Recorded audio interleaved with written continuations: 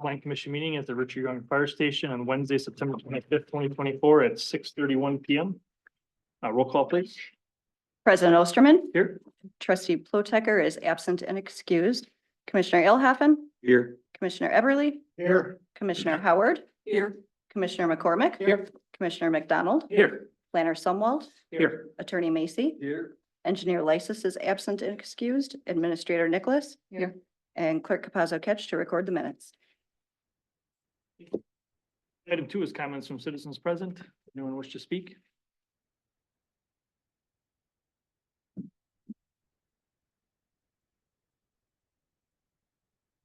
So my name is Kurt Lesser. I live at W260 North 6157 Brackland Drive, lot number 8 of Celtic Ridge Estates.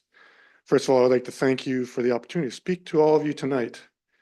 Some of you have heard this before, and some of you, it may be the first time, so I ask for your patience. I have spoken at several public hearings in front of the Planning Commission. All of the previous times, including tonight, were in regards to communication and cell towers. I would like to start by giving you some background why I'm here tonight. On October 22nd, 1986, there was a 150-foot communication tower constructed on the Condom Farm, southwest of the intersection of Maryhill Road and Catesbridge Drive. My research came up empty when I tried to find a building permit or a CUP that was issued for the construction of that tower. On November 24th, 1997, the town of Lisbon granted a CUP to Waukesha Tower Company and the Condons to construct a new 190-foot communications tower and to continue the use of the existing 150-foot tower on their 55-acre farm. On June 14th, 2005, the Condons wanted to develop their 55-acre farm into Celtic Ridge Estates as it is today. So the town of Lisbon granted an amendment to the original CUP that limited the CUP to the lots in Celtic Ridge Estates that were impacted by the existing communications tower.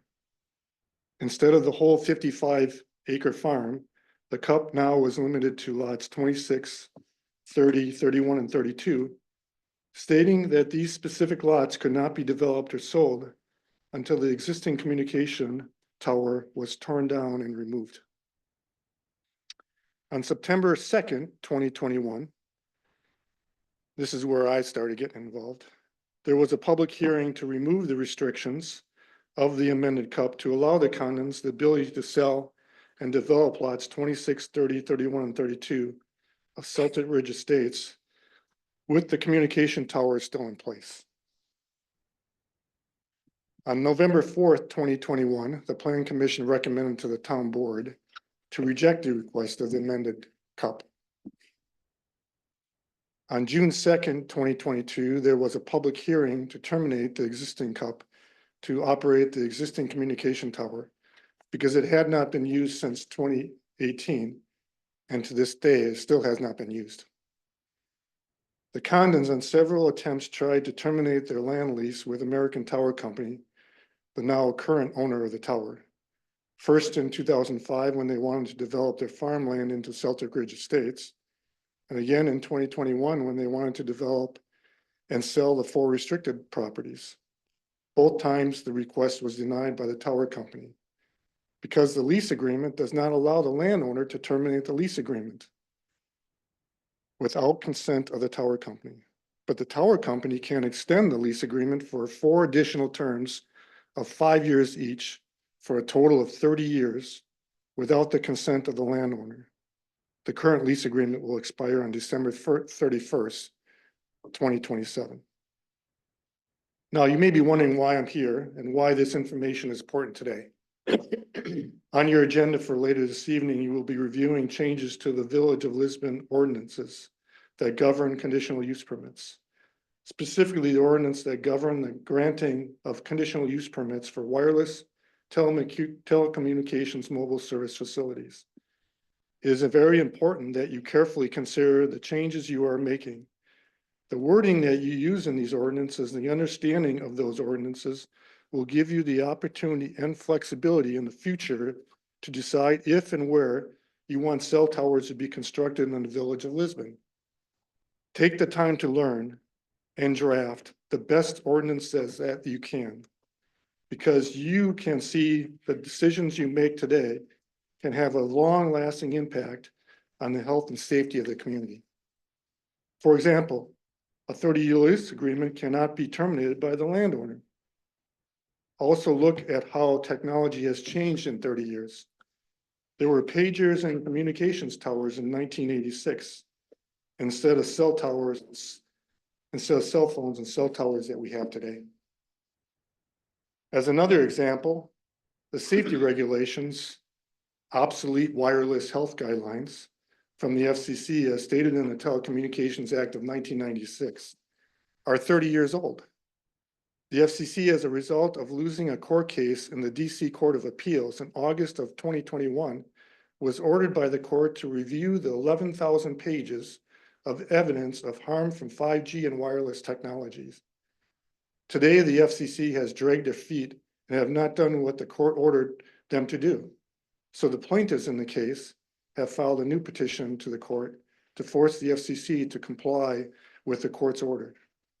This litigation most likely will go on for many more years. Because of the FCC's obsolete wireless health guidelines not being updated, it is even more important that the language in your ordinances is updated with what you as a plan commission can control to give you as much flexibility as the law allows. Thank you for your time and understanding. Thank you. Thanks. Thank you. Comments? Zoom? No one present on Zoom. Item 3 would be approval of the minutes of the September 5th, 2024 Public Hearing and Plan Commission. We're going to hold this over until next month. Move on to item 4 then, new business A, discussion necessary action to approve the request by David Lucas, Big Wave Automotive LLC for an original site plan of operation for a high-end auto brokerage business to be located at North 69 West 25055 Indian Grass Lane, Suite H, LSBT 0225.999.009 in the M2 General Industrial Zoning District. Warren. Thank you. So this is a site plan of operation, existing multi-tenant industrial building. This would be a new tenant for one of the suites within that building. The petitioner is here in the audience this evening. If there are specific questions from the Plan Commission for them, specifically, we're talking about Suite H. This is a proposal to operate a high-end automotive brokerage business for Big Wave Auto LLC. The petitioner has stated that the service is conducted primarily through online channels. There might be some local customers that may meet on site to sign paperwork and pick up or lease vehicles. I'll point out that the part-time employee noted in the application is the business owner. There are no other employees at this time. So this use is allowed in the M2 district. The parking standards are being met for the proposed use. The hours of operation we confirmed do include operating hours that might be 24/7, just to give the owner the opportunity to potentially be on site as needed. If you look at the conditions on page 3 of Foth's staff review, we do have a condition added outside of our normal boilerplate conditions that would be condition 3 that states vehicle repair services are prohibited. It's not being proposed as part of this use. We just put that in there as a precaution. Going back to the overall operations of this, the hours are reasonable. They stay open slightly later. I'm guessing to be able to potentially accommodate folks, after they're off work to get them in if needed. Given that this is in an industrial area, I don't have a particular issue with that. And if you look at other uses in the building, you've got a Snap Fitness. I'm sure they probably have comparable later hours as well. The proposed temporary outdoor storage of vehicles that's mentioned would be in the rear of the building. The rear of the building is very well screened from view, from the right of way. And the temporary nature is basically, I think, the petitioner stated there could be a need to have a vehicle out there or two vehicles max, but they're generally going to be either inside in the warehouse space, or there might not be vehicles there at all, because again, a lot of these transactions could be taking place online.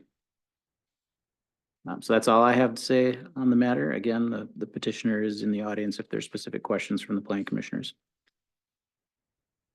I've got a question. In their application, it says that they would operate very minimal retail operation. Would that fall under used car sales? And is that permitted in that zoning? It is permitted. So the M1 district allows car, truck and trailer sales lots, new and used, as a permitted use. And anything in the M1 is allowed in the M2. And so it does cover that. Again, that's probably a smaller component. I mean, generally people won't be coming to stop and look at inventory that's on hand, is what the petitioner has stated. That's not the business model. But there could be a vehicle there that somebody does want to come stop and look at. It doesn't preclude that from happening. That's just not the norm for how the business is operated. And again, I would defer to the petitioner for any more follow-up on that. Petitioner wouldn't mind coming forward, maybe just explaining what that aspect is. Yeah, you want me to? Yeah, we're on Zoom. You just state your name and address, please. Yeah. David Lucas, W273N6695, or that's my home. You want me Fine. to read this one? That's fine. Yeah, Ardavan Court, Sussex. And then the business address, obviously, the N69 W25055 Indian Grass Lane, Unit H, Lisbon 53089. So, yeah, primarily, the state requires to get a dealership license to have a physical location. So that's kind of the first and foremost part of this. My business model is to seek out clients who then I consult to find vehicles. The vehicles could be located anywhere in the US. It could be right down the street or in California. But essentially, in order to be able to buy and sell vehicles, you need a dealer license from the state. So that was the impetus to get this location. As far as the retail aspect of it, like Oren said, there could be situations where I might have 2-3 cars in inventory in the warehouse that would be advertised online, and then if someone's interested, they could come stop by and look at the vehicle. As far as normal dealership operations, like we wouldn't have like foot traffic where it's like signs and blow up things, obviously. It doesn't operate like that. It's more, like we said in the plan, more of a high end, focusing on cars over a certain dollar amount, where it's, you know, again, you're working with clients who are looking for specific, maybe rare model vehicles, things like that, so. Joe, you can jump in on this and to help out, because repairs, that's fine. But as I'm sure that, you know, you're bringing vehicles in at the inspection, do we need to, or would it be advisable maybe just to look at clarifying the definition between repair and inspection? Yes, inspection is just physically looking at it, where the repair end would be actual physical labor of repairing. And when we talk about repair, we're not talking about changing wiper blades. I mean, Okay. repair is actually hard. Taking apart the car, yeah. Right. I just Yeah. want to make sure that, you know, that we're all, that nobody, you know, says, hey, okay, well, you know, looking at the oil, that's where, you know, I just want to make sure that everything is clear. So when you go forward, there's no issues. That's for the most part, yes. So just to give you some education on state law of dealer requirements, any vehicle that I do sell to a Wisconsin resident does need to be inspected. And I have designated a mechanic in the area who takes on all of that. So there's an agreement that I need to sign with them. And that's a requirement of getting the license. So that kind of clears up like the either you have a repair or service center in your dealer, or you have to assign someone for that, so. Really, we don't, so there's no real need for clarification. We can just go for it. Yeah. Thank you. Okay, thank you. Questions? I just had one question. Dave, in the back of that building, is there lighting? There is, Okay, yep, I just, for security purposes, I don't, there's other tenants of this building, are there not? yeah. Okay. I just want to make sure we have lights back there, so. Yep. So let me see. Okay, that's all I have, Mr. Chairman. Brian, anything for you? Yeah, so this designated inspector, let's say it needs, the vehicle needs new brakes, it needs tires. You're not doing it there. You're taking the car to this outside That's correct. inspection. Got it. Yes. Okay. So you won't have any oil on hand. There's no tires like, okay. Yeah, no gas, no, yeah, Okay. nothing. Cool. All right, that's all I had. Interior cleaner or something, so. Got it. Rob, anything? No, yeah, I'm familiar with the state law, so he has to have a sales office. That's what they require. Do you foresee any more than one part-time employee? Not in the near term. I think that was a question that was brought up, and I think, It's easier to do it here than it is to come back and do it. That's all I'm saying. yeah, I do not foresee, but are you saying, you know, Like, apply if you think for there's a- that? Right now is kind of what you're, Well, I mean, usually it's at the planner right, meetings, you know, but like if you think in 6 months, you're gonna potentially hire another part-time or somebody else full-time. Might be easier to just ask us now than to yeah, do it, cause you gotta come back and ask for a revision. right. I do not have plans to be anything more than myself. It's not my full-time job, so. Any other questions from the commission? Anything else from the staff? Is there a motion on this item? I'll make a motion to approve the application as presented, including the planner's comments. And recommend to the village board approval. McDonald second. Made and seconded. Do we have to vote? Does this have to go to the board? Nope. Just approval, Trying to no make it work for us, recommendation. Joe. I'm trying to keep you guys, employed. So this won't go to the board. You okay with that, Joe? Right. Second, okay? Right. Yeah. Okay. Motion's been made and seconded. Any other discussion? All in favor, say aye. Aye. Opposed? Motion carries 6-0. Thank you. Item B, discussion necessary action to approve the request by John Fritz, Bolter International, hopefully I got that right. LLC for an original site plan of operation for hydraulic repair and equipment manufacturing business to be located at North 50 West 23001 Becker Drive, Suite A, LSBT 0284.995.020 in the M2 General Industrial Zoning District. Lauren. We're familiar with this property. We've had some other requests in this area in the recent past. So the proposal is to, again, lease 4,500 square feet to operate this hydraulic repair equipment manufacturing business. The space would be the northernmost tenant suite in this building.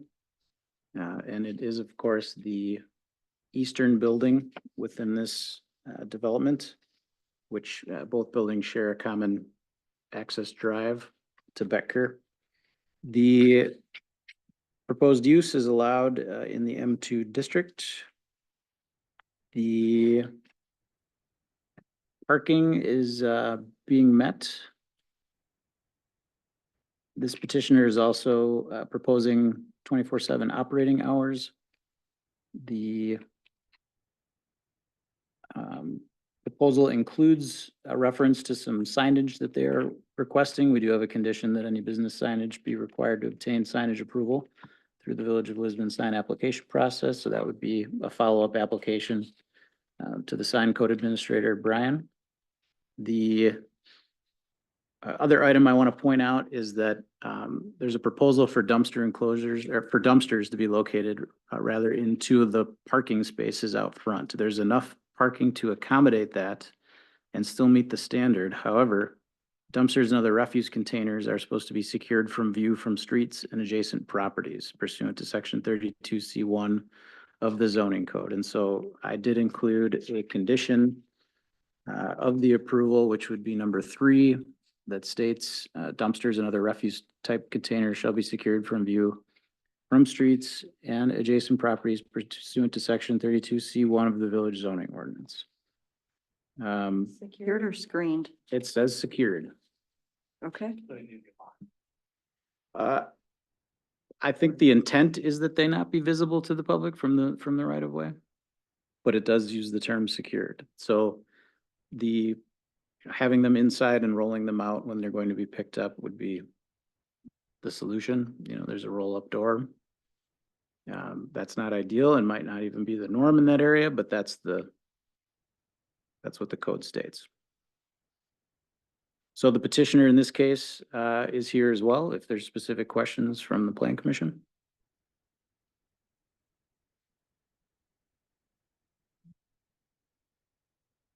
Could I ask the petitioner to just come here? I just have one question.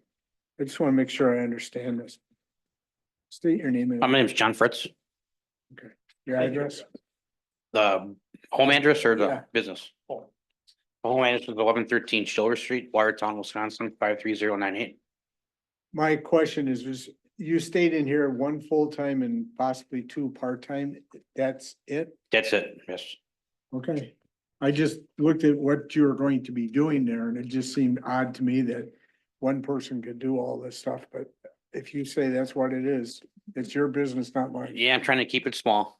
Okay. Okay, that's the only question I had, sir. Any other questions for anyone? You understand with the dumpster? Yes, option, You're yes. good with that? Yeah, That works. I mean, what you're proposing is definitely needed in this area. okay. I mean, nobody knows where to send any hydraulic repair stuff these days, so be glad to have you in Lisbon. All right, anything else from staff? Is there a motion on the?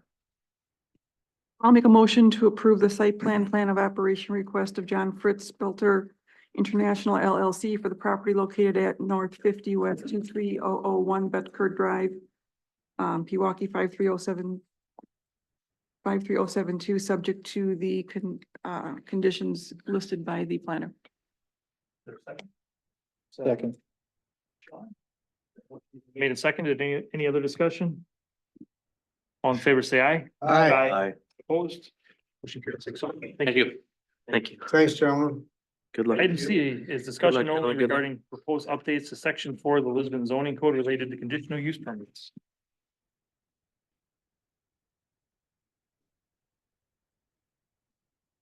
So this is the start of our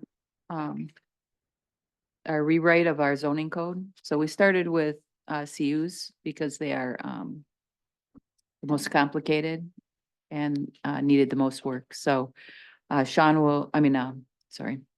will review his memo. Yeah, so we started looking at this again back in April and we brought to you a list and asked for some guidance. So we have been meeting at a staff level to work on this and we've tried to pare down the list of conditional uses where it was practical and give more substance to the uses that remained through the addition of reasonable and measurable conditions.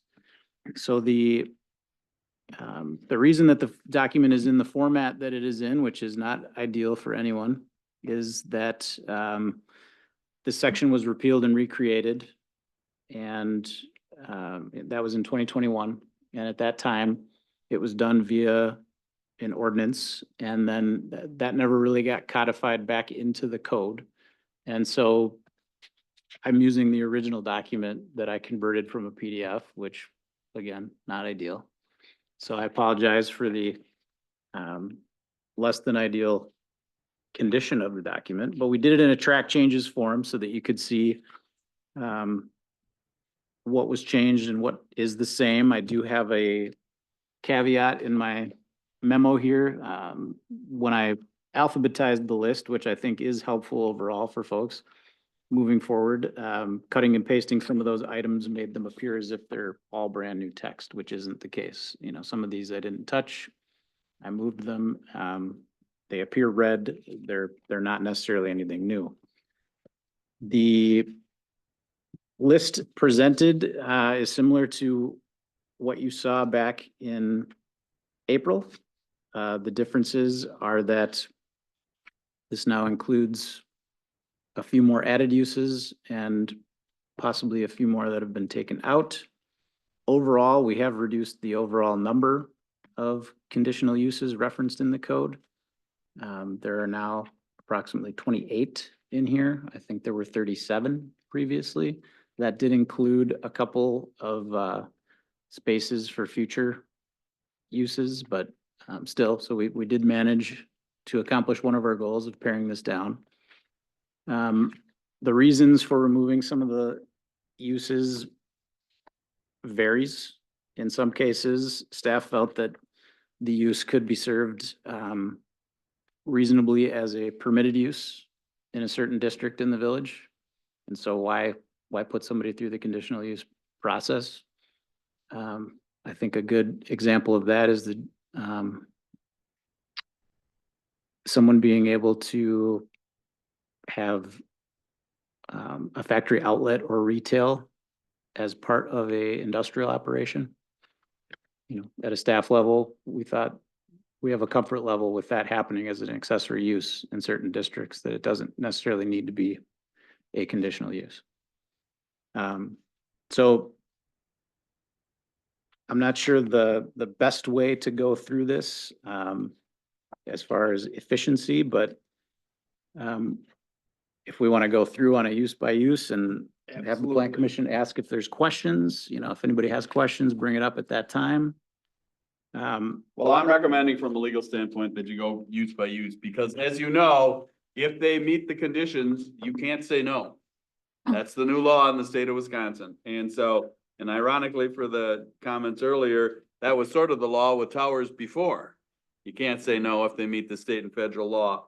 Well, now that's the law on every conditional use. So your job tonight is that to make sure that the conditions we drafted are unambiguous and serve the purpose that if they come in and meet all these conditions, you can live with the fact that they'll be a, you know, a conditional use. So that's why I want you to think of each one individually, if you don't mind. We're not gonna read them to you, though. We know most of you have had a chance to read them, but we'll stop between each one, you know, announce that section, and then, you know, give them a pause to look at their notes or things like that. And then, Chairman, you're pretty good about just running down the line. Anybody, you know, have any comments on that one? And we will keep it moving, but I really want you to think about, Warren's gonna read you the title. This is what, you know, what the use is. Some of these we're gonna write definitions for, so we haven't finished that part of it. I would like to, since we have one lone audience member who is interested in this one, start with number 28, which is the wireless telecommunications mobile service facilities Absolutely. section. Yep. So, One of our longer sections. Page is that on? it's item 28. 34. Thank you. 34 through 41. I think the title is actually on 33, but the meat of it is starting on 34.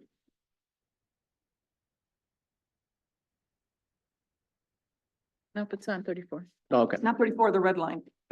So for this item, I just want to say that we're bound by state statute. Yes, we kept Act 67 in mind with all of our conditional use section here. That was something that, you know, preempted local control as far as conditional uses were concerned, and the way that conditional uses have to be treated and the process for them and how conditions can occur. Hence I used the term reasonable and measurable earlier. Additionally, there was back in 2013 at a state level law that came down specifically regarding wireless telecommunication facilities. And so that preempted a lot of what local municipalities could do as far as the way that these types of applications are handled. They have to be handled the way that the state says. They,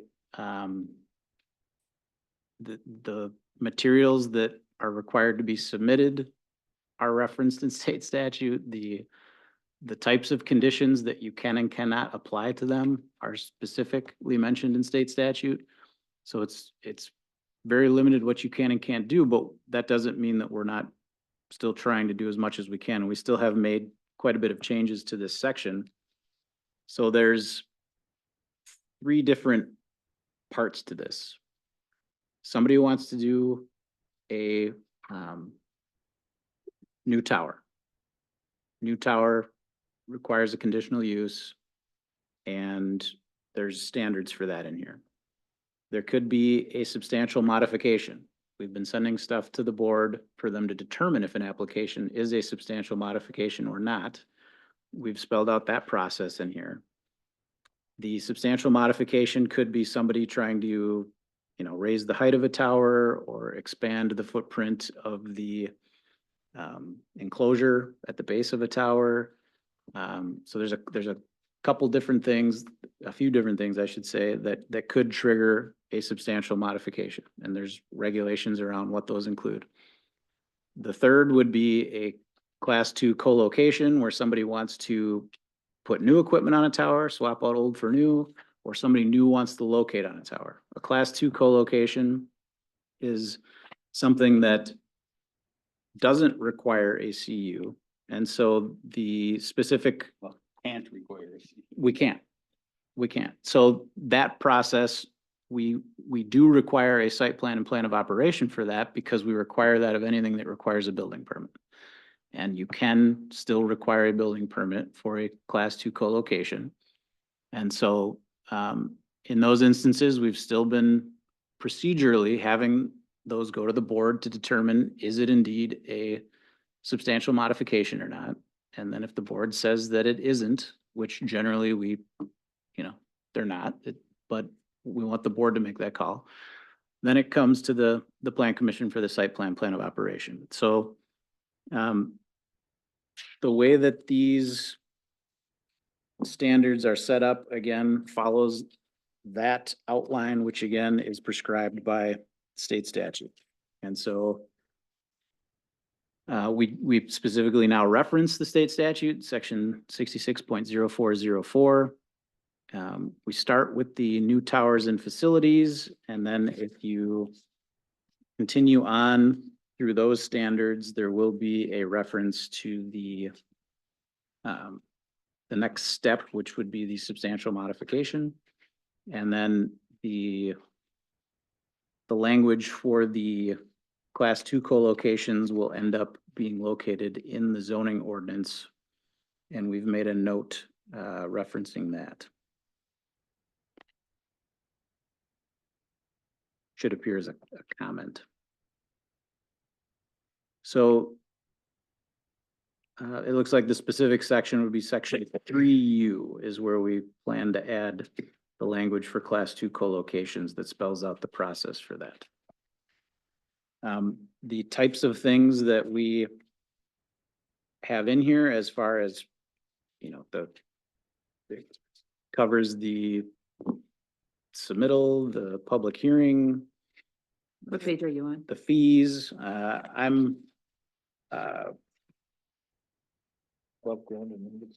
you using the same document that we read? I will be. There. All right. Okay. So we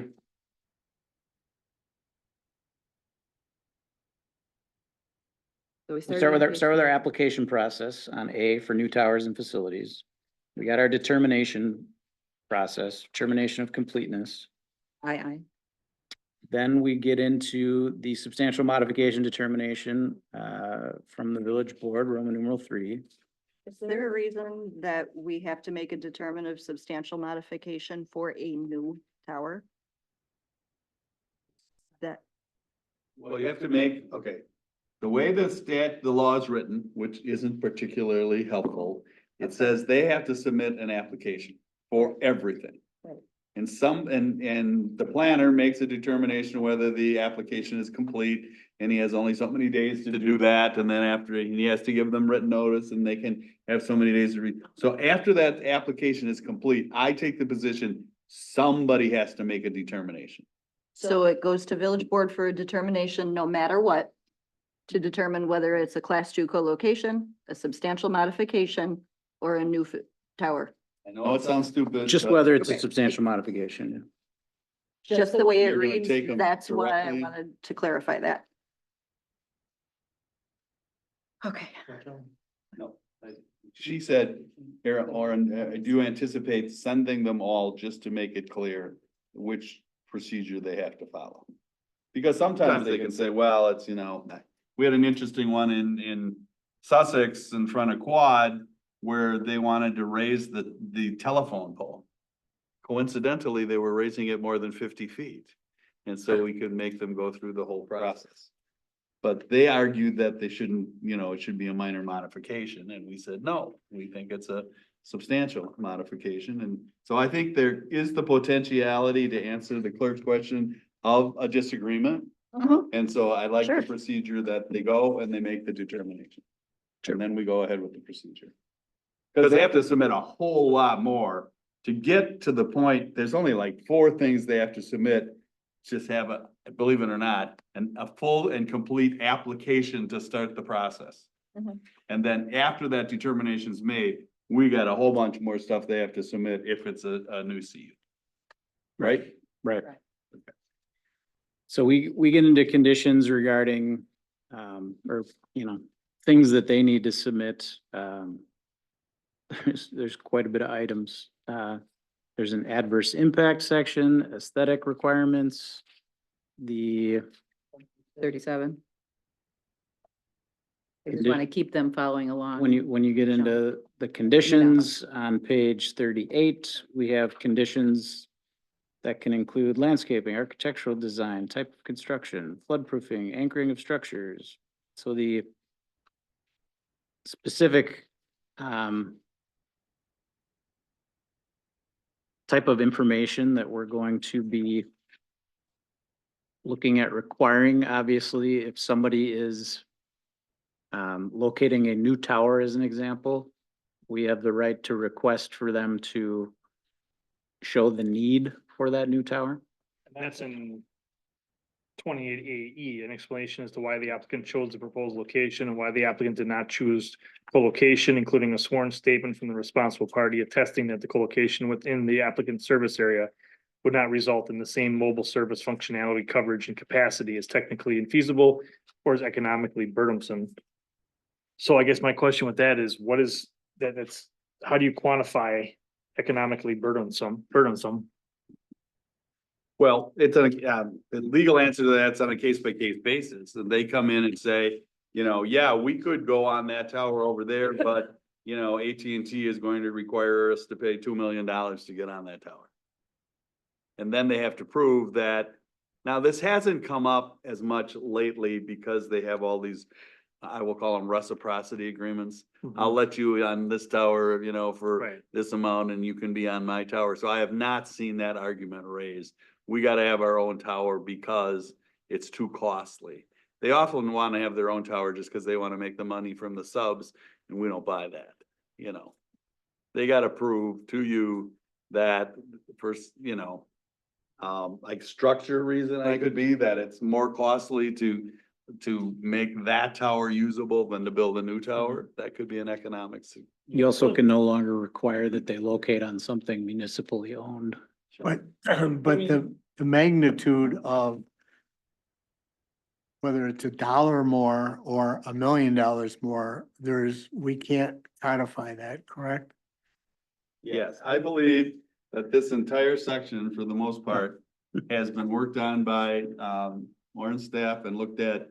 And we put in that language that you're probably referencing is right out of the state or federal law. So we can't change this. We try not, we tried to keep it as close. I'm willing to bet they kept it as close to the state and federal law as they could. Cause I mean, looking at this, I mean, it's really hard to quantify a lot of this because So for tonight's purpose, I think that's a great comment. We'll write it. We'll check the state and federal law to see if that's an exact quote from the state and federal law. If it is, I can't recommend you change it, even though it's ambiguous. right, cause I mean, talking about mobile surface functionality, I mean, one person behind a shed somewhere might not have it. I guess, Well, no, that's a little different than the economic. They have to come in with the blue, with the colored chart yeah. that to blue, show, red. you know, with all the circles and everything to prove. And again, you know, if they can't show that this is needed and that they could accomplish what they want, you know, on a different tower or something, we don't have to approve it. And there's no way for us to verify what they're presenting to us is. True, accurate. Yes, Oh, of course there is, but it'd be hard to, you'd have to hire a professional. I know, at their cost. Well, I think there's also conditions on that, on how much we can charge for professional fees. I think it's limited, isn't it? There's a cap that they put on the state and federal law as to what you can have chargeback. Are you familiar with this FCC lawsuit that's happening? As far as where that stand, I mean, I wouldn't imagine, you're usually up on a lot of stuff, but this one I wouldn't imagine you would be. As far as what the status is of that, I mean, these things are definitely changing. I mean, the technology is in 30 years, my God. It's completely different now. It changes every 30 months. I mean, I've read a lot of different articles on this recently and everybody's got a different opinion of how these microwaves are affecting people. You can't put them near a school here, but you can here. You can't do this there, but you can do it here. And it doesn't make any frickin' sense at all. And there's no consensus. Right. That's the biggest problem. Whoever pays for the study gets the results that Yeah. they want. Yeah. But I mean, things like, yeah, on my page 39, as an example. Down on number 7, it says all new towers shall be a monopole or special design. What page are you on, Joe? I'm on page 39? 39 of mine, of the red line, Got it. 7. I like to have 5 people come up with the same definition of what a special design is. I can understand if it says, and this has been going on, I know some of my past clients, you know, monopole has come up, I don't know, 15 years ago. But I don't know how to quantify or special design. You can't get 5 people to decide what a special design is. I don't know what that means, but again, if it is, as John says, or Oren, that comes right out of the federal code. I guess that's what we have to live with, but I don't know how to argue or defend whether or not something is a special design. And by special design, like over on F, they have Right. one that looks like a tree. Right, behind Yeah. Ed John's, Which yes, is, most people don't even know what that is, and I like that, right, but exactly, and that's, love to be able to require that in some instances. I get, But it still would be considered a monopole because it's a single pole. Yeah, It's just got some, decorated. it's just got some arms on it. I love it. But it's language like this that concerns me. If we can do something about it and quantify it. If we can't, we can't. But I at least like it to be Design looked that, at. Because it's too a big. design that fits more. So Special in the design, surrounding it area. could be made out of cottage cheese. I don't know. That's a special design. I'm not trying to be facetious here, but if we're supposed to be making determinations based upon things that are presented to us to review, how do you say whether or not somebody's gonna say, well, it's a special design? Too big.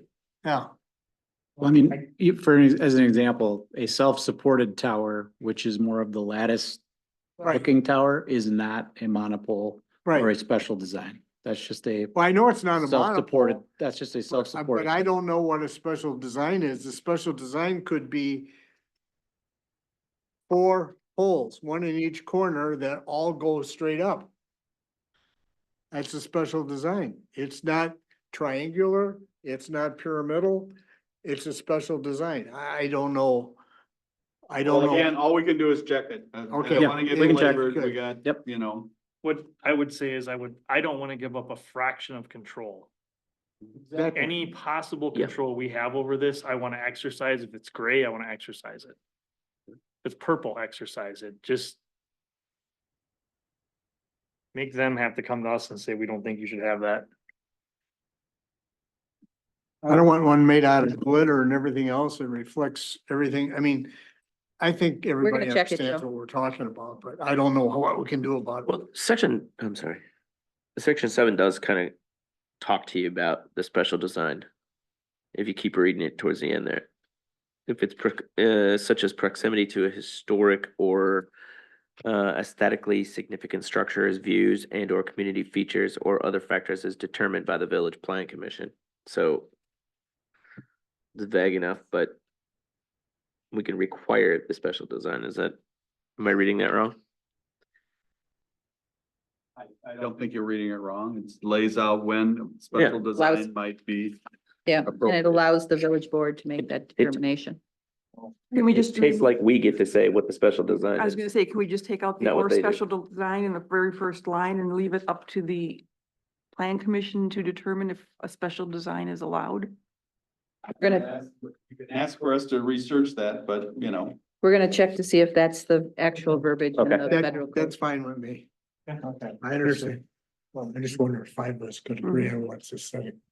Is there anything else on this one right now? Mr. Chairman, I don't know, you gotta go down the line. I do have, Orin was reading off Oh, things. Oh, so, I mean, this get the different things in here, you know, security fencing, yes, we can require that. Landscape buffering, yes, we can require that. Those are things that they'll typically propose the security fencing anyways, because they want their compound to be secure. The buffering, you know, if it's a wooded property and it's not needed, maybe it's not needed, but otherwise, you know, some type of evergreens, this is page 42.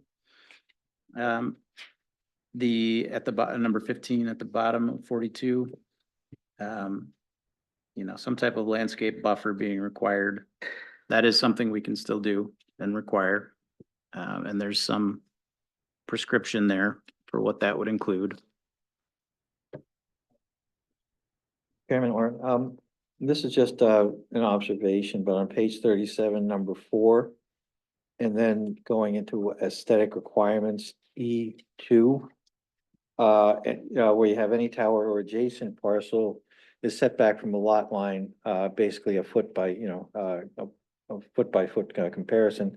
However, for a historical monument is 500 feet. Is there any way we can consolidate or roll that it could be instead of, for single family residential use has the same as a historical? Or is that too much of a burden? no. I can tell you that because they specifically wrote the law that said you cannot, keep them out of residential areas. Yeah. So they wrote in a historical, but they didn't write in the residential. The default is the setback required in the zoning district that it's being located in. And they came back and made an amendment, allowing you to, as far as subdivisions, there's a little bit of give, but still not much. So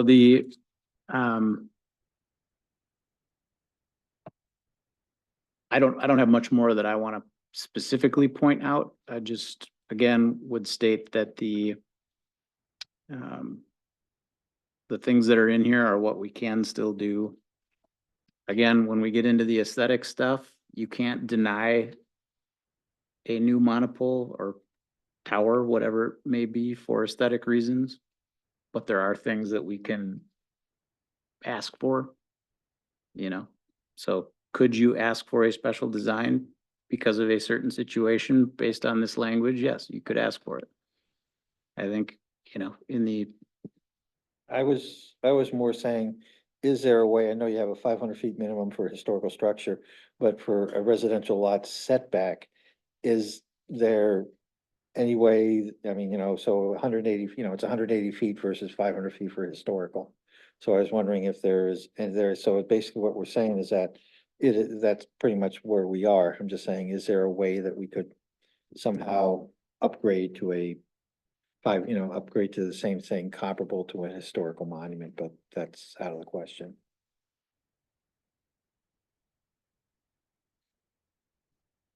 My question, and I don't know if we can include it in this. I know it's generally addressed in the leases between the property owner and the tower owner, but if a tower is not used for X number of years, is there any way we can include a provision that it has to be dismantled? yes. And so we don't really have any say over what's in the specific lease agreements. Right, that's For what I'm these? saying. Is there Yeah. something we can put in here that would address if the lease agreement doesn't have that? Yeah, an abandonment Yeah, an abandonment provision. provision. I thought we had something in here. I didn't see it, that's why I'm asking. I believe that's part of the introductory language for CUs, isn't it? For CUs? I know we talked about it during one of our reviews. Oh, bear with me a sec. Thought I saw it in there. I mean, I'd like to see it specific in the tower portion.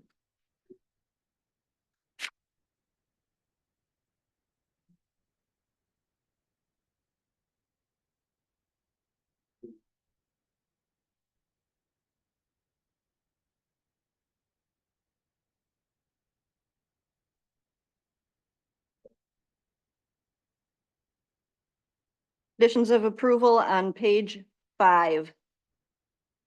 CUP duration transfers existing and non-conforming uses. It's paragraph G down at the bottom of the page. Sub 1A.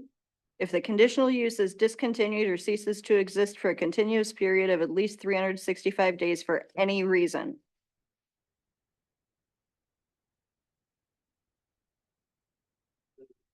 That doesn't take the tower down. That doesn't, yeah, that Tower down. doesn't require We the can pull the abandonment of the CUP, but we tower. want to make sure that they have to remove the structure.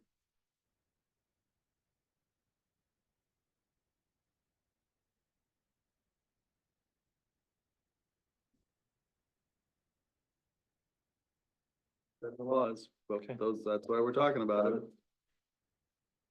Commission want that in there? Yes. Yes, definitely. I think that's a yes.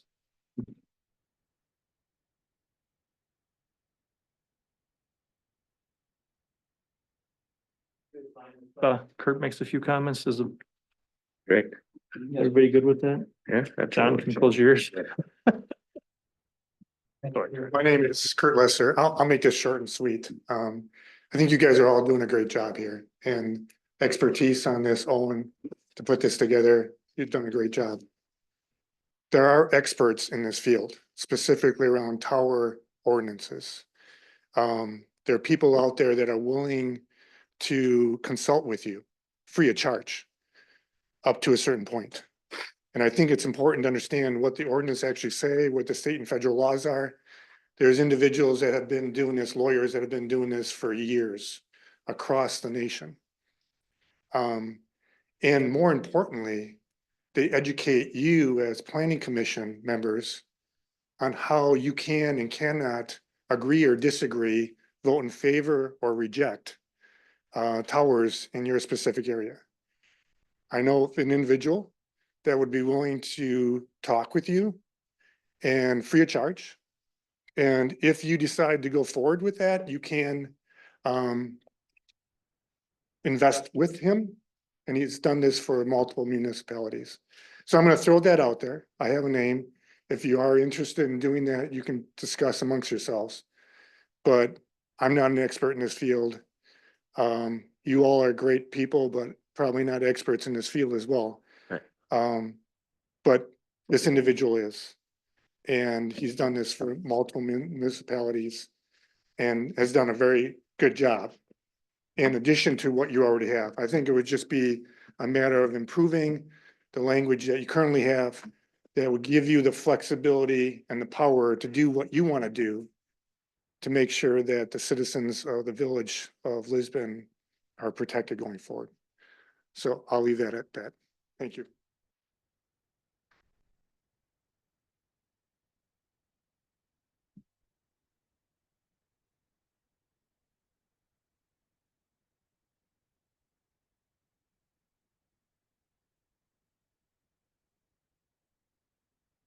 Does anyone have any else on the cell towers? No. Oh, I did find number 23 on page 45. Financial guarantee and agreement for abandoned towers. As a condition of issuance of a conditional use permit for wireless communications towers, antennas and associated accessory structures and facilities, an irrevocable letter of credit or cash in the amount to be determined by the village engineer to guarantee facilities removal and site restoration if the wireless communication towers, antennas, and associated accessory structures and facilities are abandoned or no longer used. The property owner shall also sign as a condition of issuance of a conditional use permit, an agreement and record with the Register of Deeds a deed restriction to remove the wireless communication tower, antennas, and associated accessory structures in our facilities within 6 months of discontinuance of its use. I think that's great, but I would comment that for how long? It says it's gotta come down within 6 months.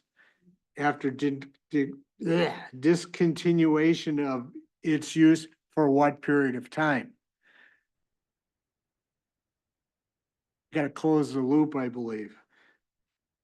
If we're gonna make it, if you don't use it for, pick a number, 12 months, it's gotta come down within 6 months. We need some way to close that. You know, way to quantify with no uses. Yeah. We're Well, not that's what we saying ran 10 last minutes, but it's not going to be 10 years. And I think if we can, I really like to not have the threat of a lawsuit by a cell company to paralyze us every single time.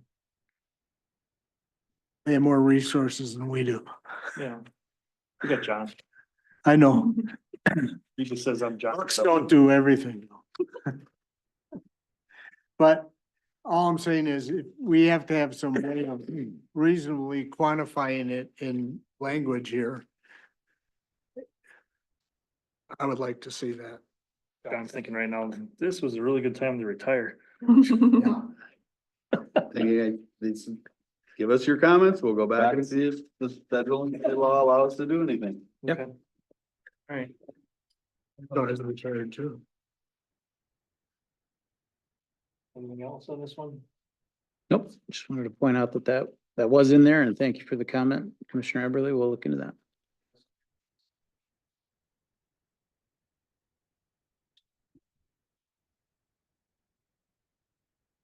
Very good place to start.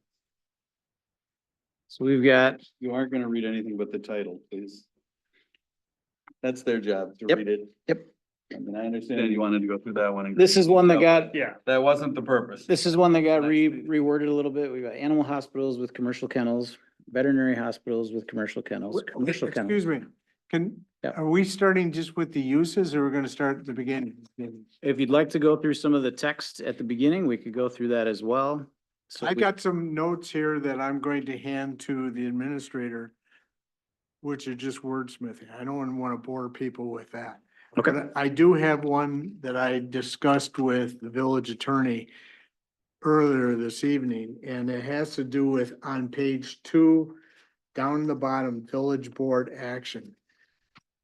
I would like, if possible, unless I'm missing it, of further expansion of what the village board can and cannot do, what's gonna happen. So if somebody, a petitioner, who comes to the village plan commission with a CU, this is self-contained within this ordinance.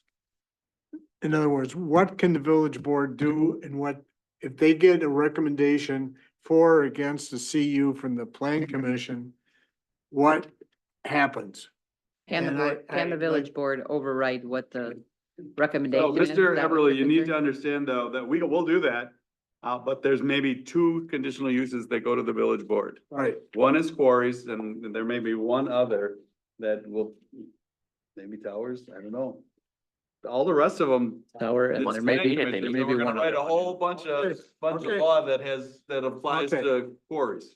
okay. I mean, we'll do whatever you think, but I did look at that, and it is, you asked me to look at it, and I did look at it. It is pretty concise that, it's a recommendation and the village board, it does not say, and so you can't read into it, that the village board has to send it back to the plan commission if they disagree. Where was that? Are you more concerned about if the recommendation is to deny, then the person would go to the village board and the village board would then approve it anyways? Is that what your concern is? I mean, it No, would, I mean, I if just. it's only for if I'm quarries. the it's not a worry. applicant, I wanna know what my recourse is as an, there's 2 things. The plan commission's either going to approve it or deny it. For the ones that, and if it's only a couple, as John says, that are gonna go to the village board, then what happens at that point? What's, so I know as the applicant, what that can happen. That's all I'm saying. And if. So you explain to me believe- though, why you have, a rub with CUs? We have that with CSMs, we have that with the plats, we, everything. And we don't write out what happens in every other plan commission recommendation to the village board. So what is unique about CUs that we need to tell the petitioner? I'm just trying to fully understand what you're saying, because again, we'll be happy to do it, but I don't do it for CSMs, I don't do it for plats. Right. You make a recommendation and the board decides or denies. You look, see, we take the position, at least the staff does, that plan commission has a totally different role than the village board. They're elected. You're planners. And if you take your planning handbook, you'll see that, you know, that you're planners, so you may make recommendation, but CUs it's just, as we talked about in the parking lot, you don't get a whole lot of choice. That's why we're here tonight. If they meet the conditions, they get the CU. The Right. only time this could come up is where you say they meet the conditions and the village board respectfully disagrees and said, we don't think they satisfy the conditions, And or vice versa. And the board is never gonna vote to give up authority. I can Correct. promise you that. I know. That's true. So I just tell us what you want, so the petitioner knows, you know, what happens. Well, it goes to the plan commission. 99% of the time, it's either approved or denied by the plan commission. In a rare instance, they make a recommendation to the village board. And there's a state law on quarters that says that they go to the village board. So just tell us what you want and we'll be happy to do it. Well, if no one else sees that there's a need for that, then I'm fine. I'm not trying to, I just wanna, someone's gonna ask the question. But if there's only 2 instances this happens, it's a lot smaller problem than I envisioned. I thought it was everyone. Okay, never mind. No, they're gonna sue you. They're not gonna sue the board. Okay. And quite So we're on frankly, page, when this goes to the board, Mhm. the board has the right to change anything they want in this. I did it. I got yelled at a whole lot by a bunch of people. Yeah, I but changed you- something with chickens. But it was my right. Yeah, To get the you're the the elected board official. agreed to it. Correct. I proposed it, the board agreed to it, and I mean, that's where it all ends, is at the board. And those are legislative decisions. The CU are quasi judicial. Okay, then the only other thing that I have at the front end, I don't wanna monopolize this thing tonight, but do we need to have in here someplace that states what the criteria are for expirations of conditional use permits? Or is it covered someplace that I missed it? Or And it just has to said that do- the expiration is, if you're not using it, the CU for 1 year.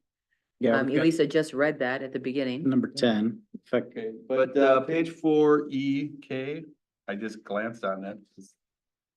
Standard conditions, expiration dates on CUPs except as provided by this ordinance or the Wisconsin statutes. I mean, down the bottom of page 5, it does go into duration transfers existing non-conforming uses, and it lists a 12-month. You know, thing, and if that's all we need. Well, that's different than expiration. You use the word expiration. And the Wisconsin statute specifically says that they're permanent unless you put an expiration date in. And you can't, that is something you can do, and there's no limit, you know, that's one thing the legislature gave you. Which we did for Blaze as an example. Well, I think I've told, maybe I haven't told you, but I mean Sussex, I think they're all 5 years and they're reviewed, they're automatically reviewed if there's no problems. So Conomowoc Lake has, I think 5 or 10 years on every one of them. They've always had a term. Under the old law, you could have a term, and under the new law, you can have a term. So one of the few things you can do. So you may make a policy decision that you want everyone to be a year. Make them come back. That's your decision. But that would be in the ordinance, would it not, John, as opposed It to? is in the ordinance saying that you have to set that as part of your standard conditions. Conditions of approval, you have to deal with expiration date. That's what I said was E1K on page 4.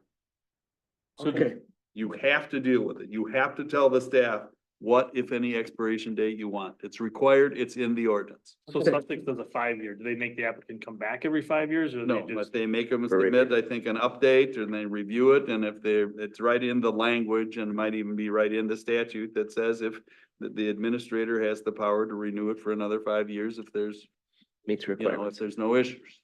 They do not bring them back. That's the Okay. standard language. I don't know what you got. I mean, what I'm getting at, if you look at I was the page, first one, remember? the top Yeah. of, Don't sleep nights over that. the top of page 6, You Had a didn't great see. night. in Joe, did you say page 6? 6, Okay.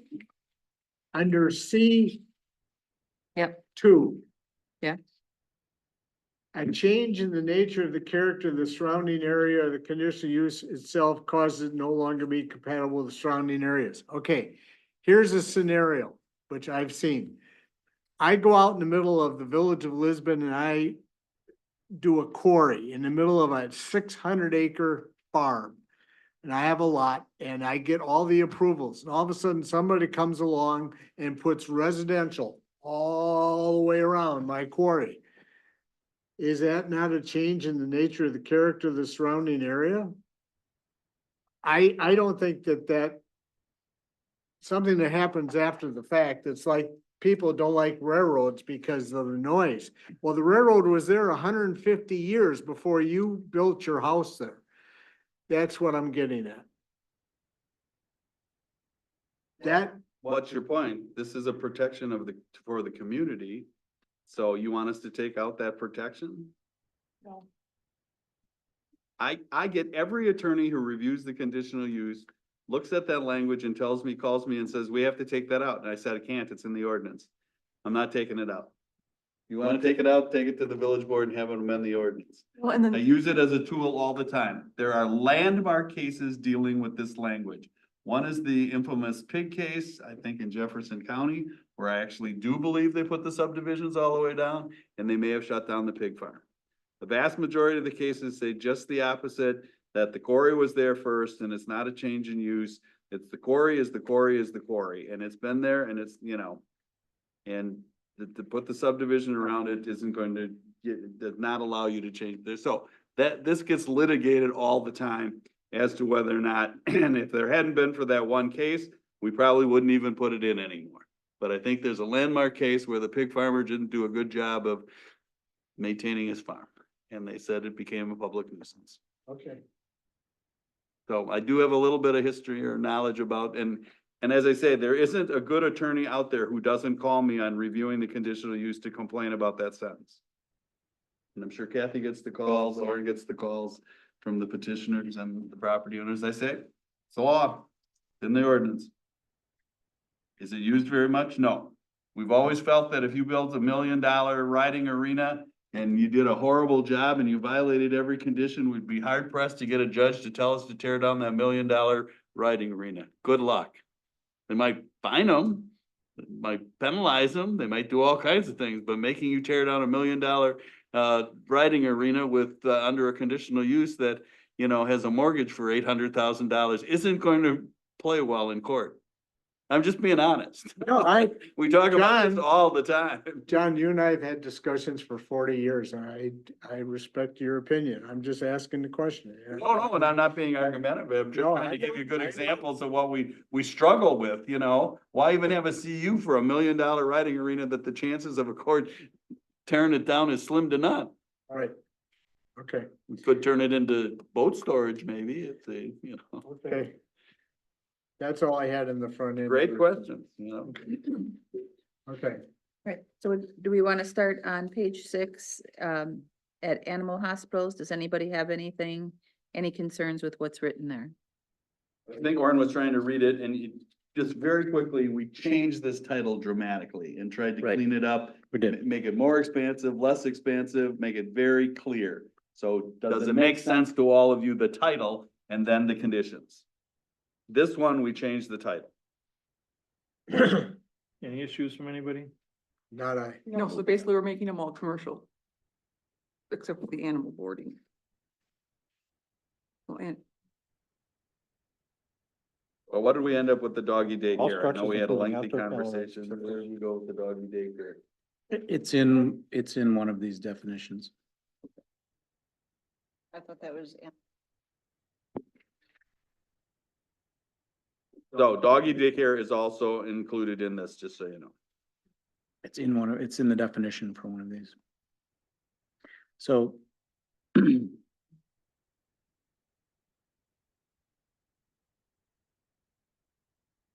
That's legit.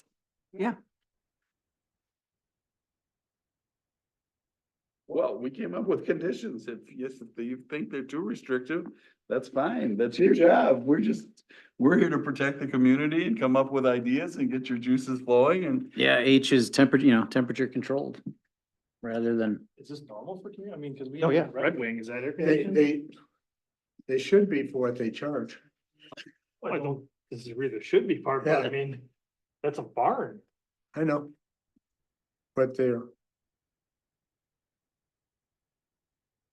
we've also got a reference to insulation to further abate noise for the indoor areas. Mhm. I didn't see any problem with anything that was listed underneath it as conditions. So, since this is the first one, Mr. President, do you want to go down the line quickly and just see if anybody has comments That's on the it? only one that I looked at that. Yeah. Caught me was the air conditioning portion. I just wanna make sure that we're not making, we use that some word before. I can pronounce it great, it'd be awesome, but. And I just looking at that one going. I don't know too many dog places that are air conditioned that way for the boarding area. Oh, yeah. Really? Yeah. And And heated cameras flooring. and, Yeah. oh, yeah. Yeah. They live better than I do. Apparently. My. Apparently you haven't had Yeah. ice cream time for your dog while you're on vacation. Things have changed. Okay, move on. Yes.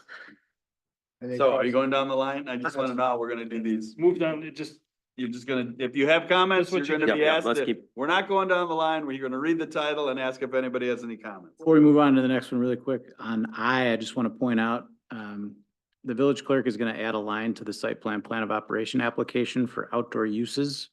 We talk about, in I, that a site plan of operation should be provided and include hours of operation for outdoor exercise areas. So there's going to be a whole new line of the site plan of operation application for all uses for them to comment on any outdoor uses. That would be an area to catch a lot of things for a lot of different proposed uses of what, the outdoor component might entail. So, but this was the one where we had that thought. One other thing to add is while we were going through line by line, paragraph by paragraph, and making the proposed amendments for Plan Commission to review in this ordinance, we came up with a number of changes that we will be making to the conditional use application form as well, to spell things out much more clearly, that hopefully will make it easier for both Plan Commission and Village Board, as well as the public, to understand exactly what people are applying for when they apply for a conditional use.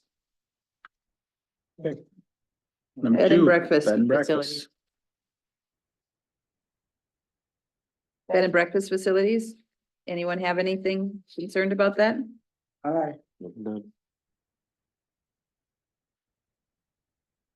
Seeing no comments. Number three, cemeteries and mausoleums. I do have a comment. Why are we making this only as accessories to churches, synagogues and other buildings? Why are we making that Well, provision in there? Well, because a cemetery that is not connected to a church, and they decide they're not going to upkeep it anymore, it suddenly becomes the village's responsibility. So all maintenance and. Yep, I understand that, but the reason I know about this, because my father created one. Or sold some property, or part of the farm for one, it's a commercial cemetery, just like, and there's a zillion of them, there's a lot more of them now than there ever were before. And all I'm saying is, why are we limiting it only to those as an accessory use? Well, it's to I protect the understand. village. Because if someone sells all their plots or the majority of their plots and the cost of the maintenance of that land is more than what they can sell the last remaining plots, they'll turn it over to the municipality and we can't say no. I understand, but aren't we covered there under G?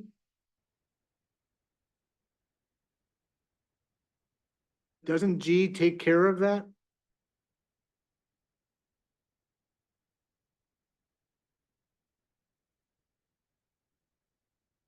What happens if a church disbands? Yeah, I think there's more, I mean. I have relatives buried in commercial cemeteries and there's perpetual care that was paid for that and it's there forever and ever and ever and ever and ever. And I was just asking, doesn't G take care of that we can take care of this? It's only accessory to churches? If that's what you want, you asked why we put it in there. We're trying to be as restrictive as possible on things that might come down on the village, where the village might end up, And I appreciate that, but having a cost in the long run. But if the plan commission would like that statement removed, we can do that.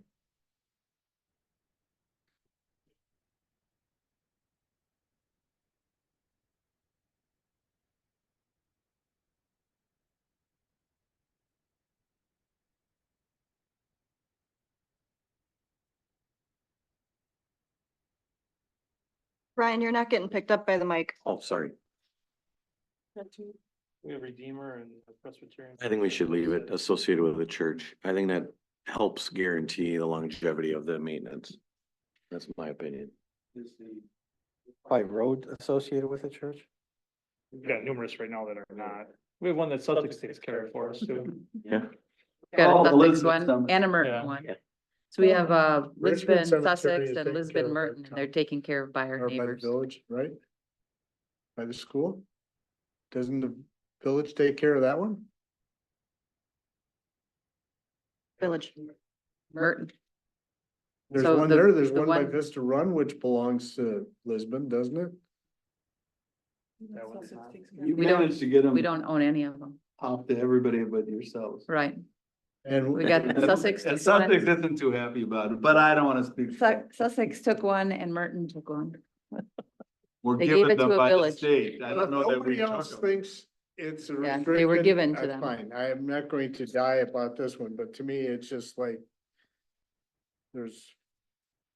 The church I belong to doesn't have a cemetery room anymore, and they're not gonna buy anymore, so there's gonna be a commercial cemetery where I'm gonna end up with worm food at some place.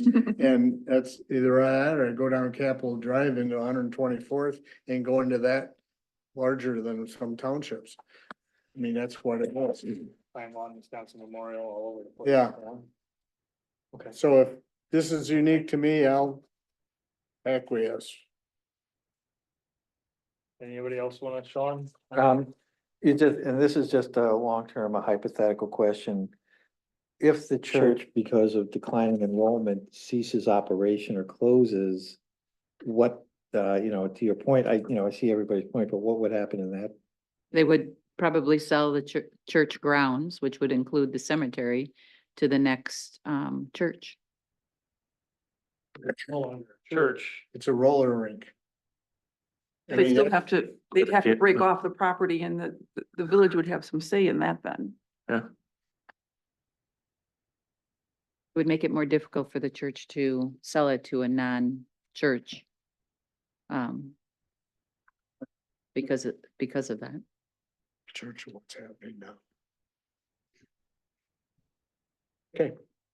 Rob, you good? Yeah. Sherry? Okay, move on. Commercial vehicle parking.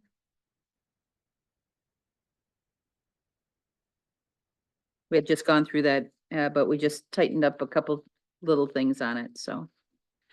Contractor's yard, I have something on that. This came up the last time we dealt with one of these. We require as part of the site plan and plan of operation, the contractor lists the type and quantity of equipment. To me, that listing is good for 10 minutes. He buys a new lawnmower, then he or she buys a lawnmower the next day. So my question is, should we not have something in there? If we're gonna require him to go through this whole list and nobody's gonna go out there and check it anyway, maybe we should.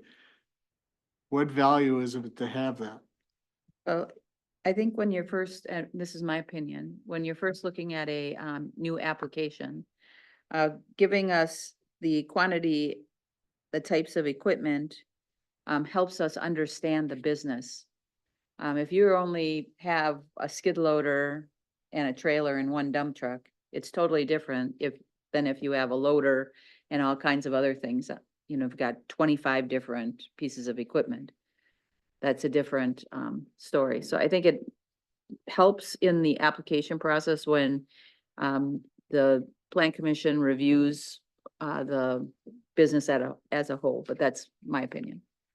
Can there be language added that would say if there was any substantial change in the equipment or vehicles list, that it be provided to the Require it village? on an annual basis or something. I think we do have something that we write in our site plan of operations that say that they need to keep their equipment updated with the clerk. Okay, that's what I was That's getting at, in the, but it's Okay. not in the code here. It's actually when we do the the application. site plan. Yeah. Okay.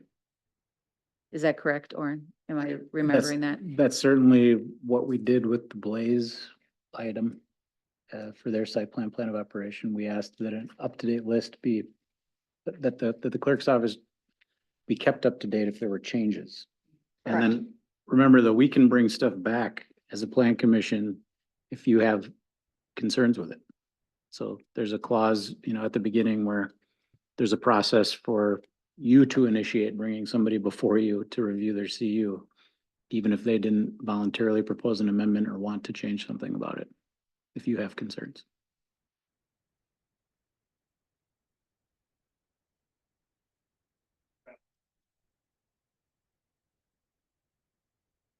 Drive-through lanes? This is new. This is something that could apply to multiple different uses, as outlined in that introductory paragraph. So restaurants, coffee shops, financial institutions, retail stores, pharmacies, car washes. A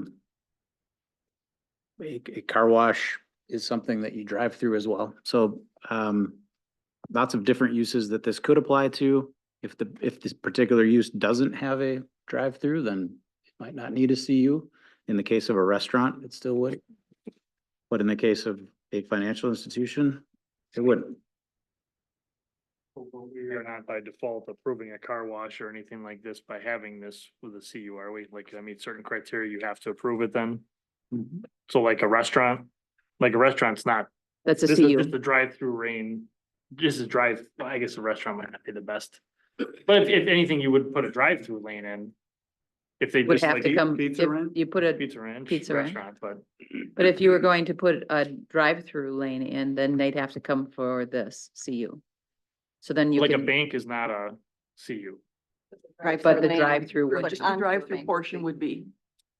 So if they were gonna be a bank without a drive-through, they wouldn't need a CU, but if You- they, as soon as they put in a drive-through on, You could have a Walgreens pharmacy or CVS, whatever, no Hall. drive-through, probably permitted in certain districts. with the Add the drive-through. drive-through, add the CU to make sure that they're abiding by these standards. But it helps you get an understanding of the stacking, making sure you're not gonna have problems with the drive-through going out on the street. Yeah, you want everything to be handled internally is the main goal of this. You don't want there to be any impacts negatively to traffic in the area. Not every site is made equal and they can't all handle something like this. So is our compost site considered a drive-through area? There is. It's also village run. Did they get out of the car? You sure Yeah. do?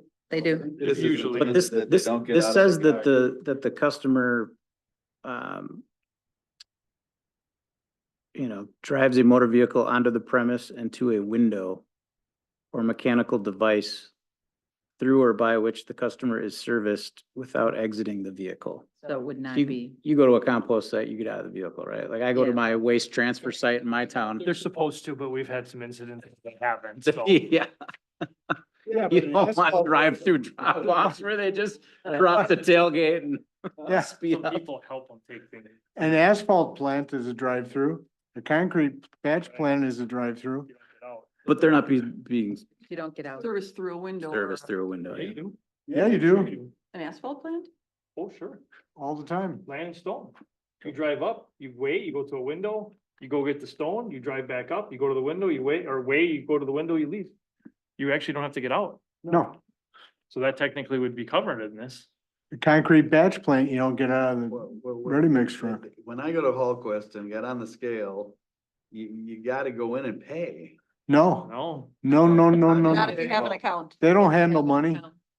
Hallquist handles my money, trust me. I don't have an account there. They have. that's the But only way- but you're not in a dump truck.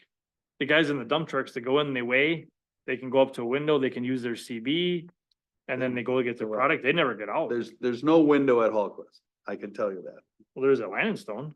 That well may be. I've never gone to. There's Landstone. multiple. The land in the pit, the old, Vulcan pit and the They never get out of the truck. north pit.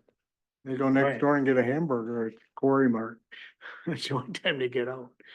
I mean, it's an exception, but I mean, is that gonna be something Well, that's it says- regulated or do we oh, need to put some? It says verbiage here, into it? but do not include fueling stations, and so maybe add quarrying to that, or quarry way stations. I mean, there's also, I mean, I can speak for my business, buying, we have curbside pickup. But that's not drive-through.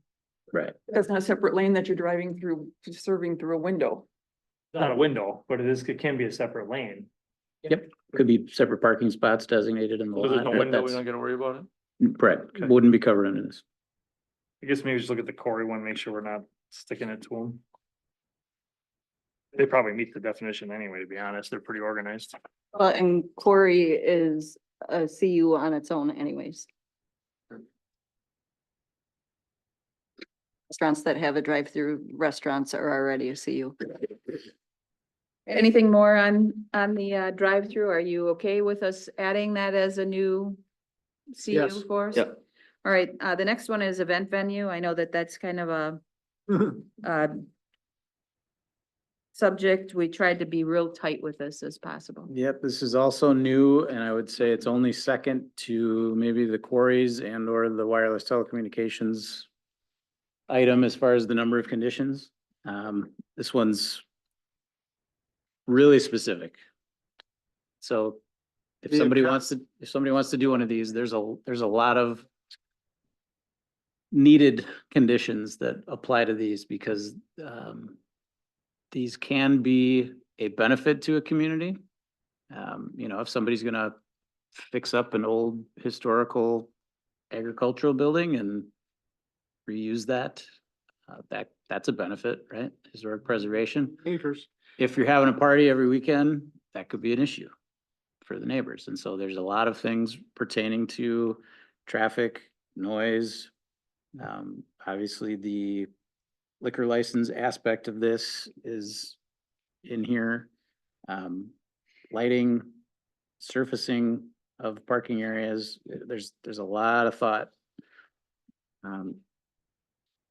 It has to be on a arterial or collector street, so it can't be in the middle of a subdivision.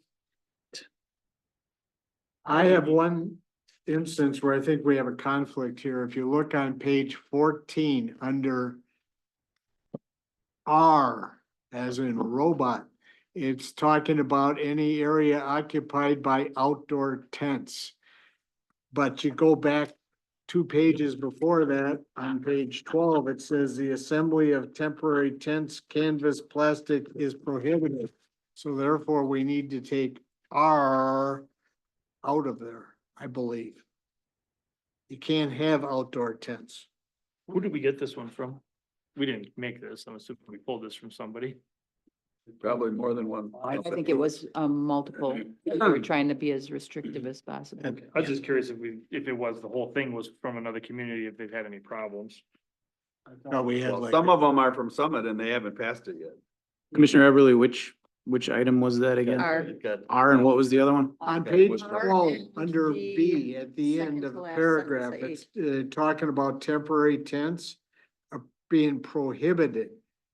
And yet on 2 pages later, under R on page 14, we talk about how big they can be. That, to me, R should come out of there because you can't have them. Which is fine with me. No, 8, 8, I'm sorry. My vision is 8 going. Romeo. Last, 8, last second sentence. to last sentence.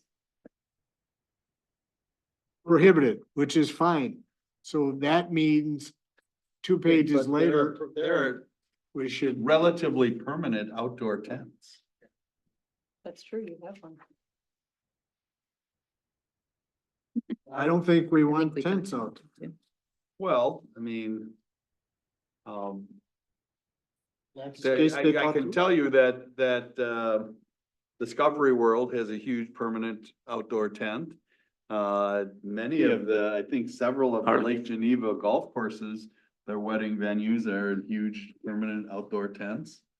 So it's not uncommon. Lac La had a permanent, It, Olympia Structurally, those are also? different, right? Olympia well, did, my they're cousin got tents, married in but one. they're built to withstand the, Right. Yeah, the snow and the winds. Huh? Then Why do when we we- care if they put up a tent? It's a temporary structure. So this- Nine days, does it? this Yeah. community they had issues and they wanted to make sure that there wouldn't be all the vendors showed up with all of their tents and they didn't have, they wanted to have a handle on it. Mm-hmm. And so this is one way they potentially kept a handle on it by having no temporary tents. You couldn't have a vendor fair, like a craft fair. Because those are all temporary tents. At an event No. venue. You can, but it has to be inside the barn. I know. But And the they can put outside up their ones like tents. Richfield does.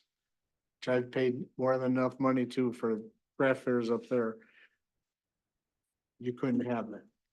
Not at an event venue. Right. So should you just add the word permanent to section R? Any area occupied by permanent outdoor tents shall not exceed the square. My question is, why do we care if there's a tent though? Yeah, I don't I'm understand just- that piece. Well, then we either gotta change this one or we gotta change that one. Well, so I'm asking, do we care if there's tents? Because we could just strike the tents altogether and allow 'em. Well, I mean, the way this thing is worded, I don't know anywhere in the village it's No. gonna happen anyway. or in the I'm state. not gonna lie, I mean, it's just. Well, maybe the best 20 way to acres. handle this is Huh? under I said, 8. not 20 at the acres will be end, We strike that sentence. it'll be houses before it'll be an event venue. Under 8, strike the sentence. Strike the sentence, the assembly of temporary tents, canvas, plastic, et cetera, is prohibited. Strike that and then everything else is hunky dory. All I'm saying is there's a conflict in my mind. Well, if they'd want to put up a tent, they would have to comply with the square footage requirement. Right, Right. Exceed the event. Right. right, Correct. which is fine. We good with that? You couldn't Yeah. exceed what? I want to make sure. This, in R, it says, any area occupied by outdoor tents shall not exceed the square footage of the event venue. Right. So we just strike the sentence second from the last in 8. And that, everything I is, don't consider that a restriction. You'd have 500 10 by 10 tents. They don't care if the tent's there. look what they put up on Erin Hills for the women's PGA. It just, so it's, but if the event venue isn't the whole, isn't the whole property, No, like, it's let's say it's a it's 20 building. acres of a 40-acre parcel, nobody's putting a 20-acre tent up, by the way, but This is a- you couldn't go over that, so I know. wherever the designated areas, you have to stay within that. If they take her golf course. just you trying to add all point out the it was- bleachers and it stuff, was a way to balloons and control all it this once the stuff event out there. venue That's- started. Would, Sure. Cause you're not Need looking at everything every in event that event comes venue. in. Well, we're talking about keeping R, I understand, but I just said it's not much of a restriction right? if you can 10-20 acres. It's a lot of Venue- tents. I mean, It's a lot of look tents. what they do up at Kohler. I mean, But you could there's- have you could be doing a CU for 5 acres of the 20 acres. You could do it for 1 acre of the No. 20 acres. No, it's No, gotta the be 20 minimum's acres. 20 acres. The So you could have- size, the lot size. But so it No, says, Minimum of the event venue is 20, well, The minimum lot area shall be 20 acres. It doesn't say that the venue has to be 20 acres. It says. Right. Could be a Cub Scout tent. Right. You well, could have- so, and it's specific, it's the area occupied by outdoor tents. Can't be more than the venue area. the square footage Right. of the event venue. So if you've got a 1,200 square foot building for your event venue, the total combined area of outdoor tents can't be more than 1,200 square feet. That's the intent.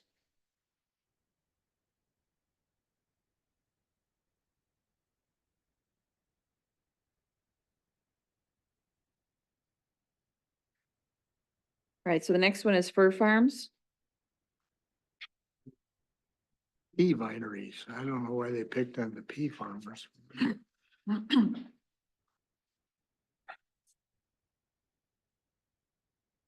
Any concerns with that? Nope. In-law unit. Ban them. Ban them. Love it, love. Anybody got issues with the in-law portion? Well. That's what I said. Right, land altering activities. I do have a note for this one that, we are gonna look at section 3, and I think there's another part of the building code portion of the municipal code that actually references our major grading language that we want to get rid of. There are still scenarios within the code where this land altering activities CU would be necessary. An example would be our wildlife pond, for Erickson that we reviewed not long ago, where he wanted to come in and actually excavate an existing wetland on his property so that it was deep enough that it would attract wildlife. And, you know, that was a CU under this specific section. So there's still areas that this apply even when we fixed that other part from other areas. So I just wanted to point that out. We've noticed that most of our CUs that are land altering are just the engineer reviews them and then we bring them forward and there's really no discussion. And that's why Right. we think our engineer could review these land altering, and if the engineer felt that it was something he wanted more eyes on, he could bring it to the plan commission. Otherwise, he could approve them.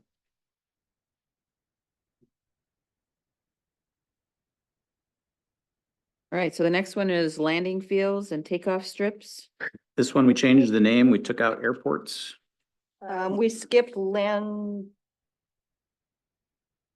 No, never mind. Never mind. Ignore me. I skipped.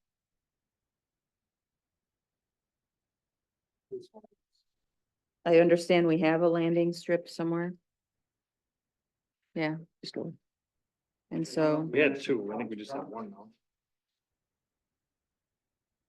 Is it an actual CU that we have on it right now? Wasn't a CU, it's just. Might predate would that. be, yeah.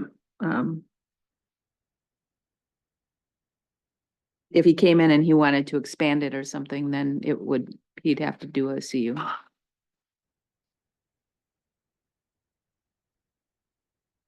Gotta defer to the staff on this one. I don't know what the proper bridge should be on these. I don't know how anyone else feels on it.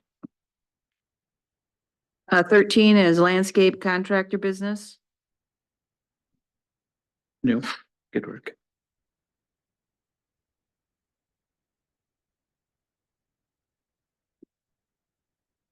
We seem to get more of that than the other contractor yard uses, so we figured they should have their own category is where this is coming from. The majority of what we get coming in for contractors yards are landscapers in some way, shape or form. And see lawn and garden business as the next one, because we seem to get more of those as well.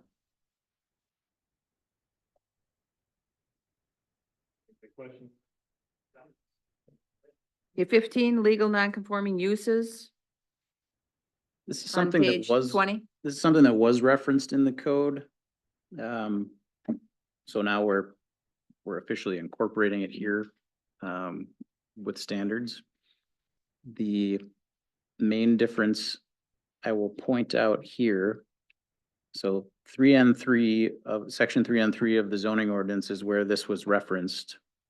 And yeah, I think it was in the code, and then when the CU part got repealed and recreated, then it wasn't in there anymore for whatever reason.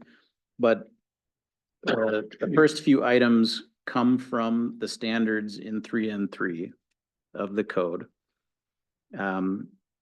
What we are proposing here under E, however, is new. The grant of the conditional use for the current legal nonconforming use can only be granted to satisfy a regulation or is needed to continue the existing legal nonconforming use, not to expand the use or the buildings. That's new and different than what we've seen before. The goal of nonconforming uses is that eventually they do go away. That's the goal. Yeah, they either come into conformance or they cease and go away. So we've taken out the expansion part with this language here. So I wanted to specifically point that out and make sure that you're all on board with that. Should be. Well, this is one of those. I mean, you're talking legal non-conforming uses. I mean, if you talk about a house that's on a property and all of a sudden somebody comes through and takes part of that property and that house becomes legal non-conforming use. I mean, I don't think that house should. There are still state statute allowances for certain, as an example, if something gets damaged, you can rebuild it in kind.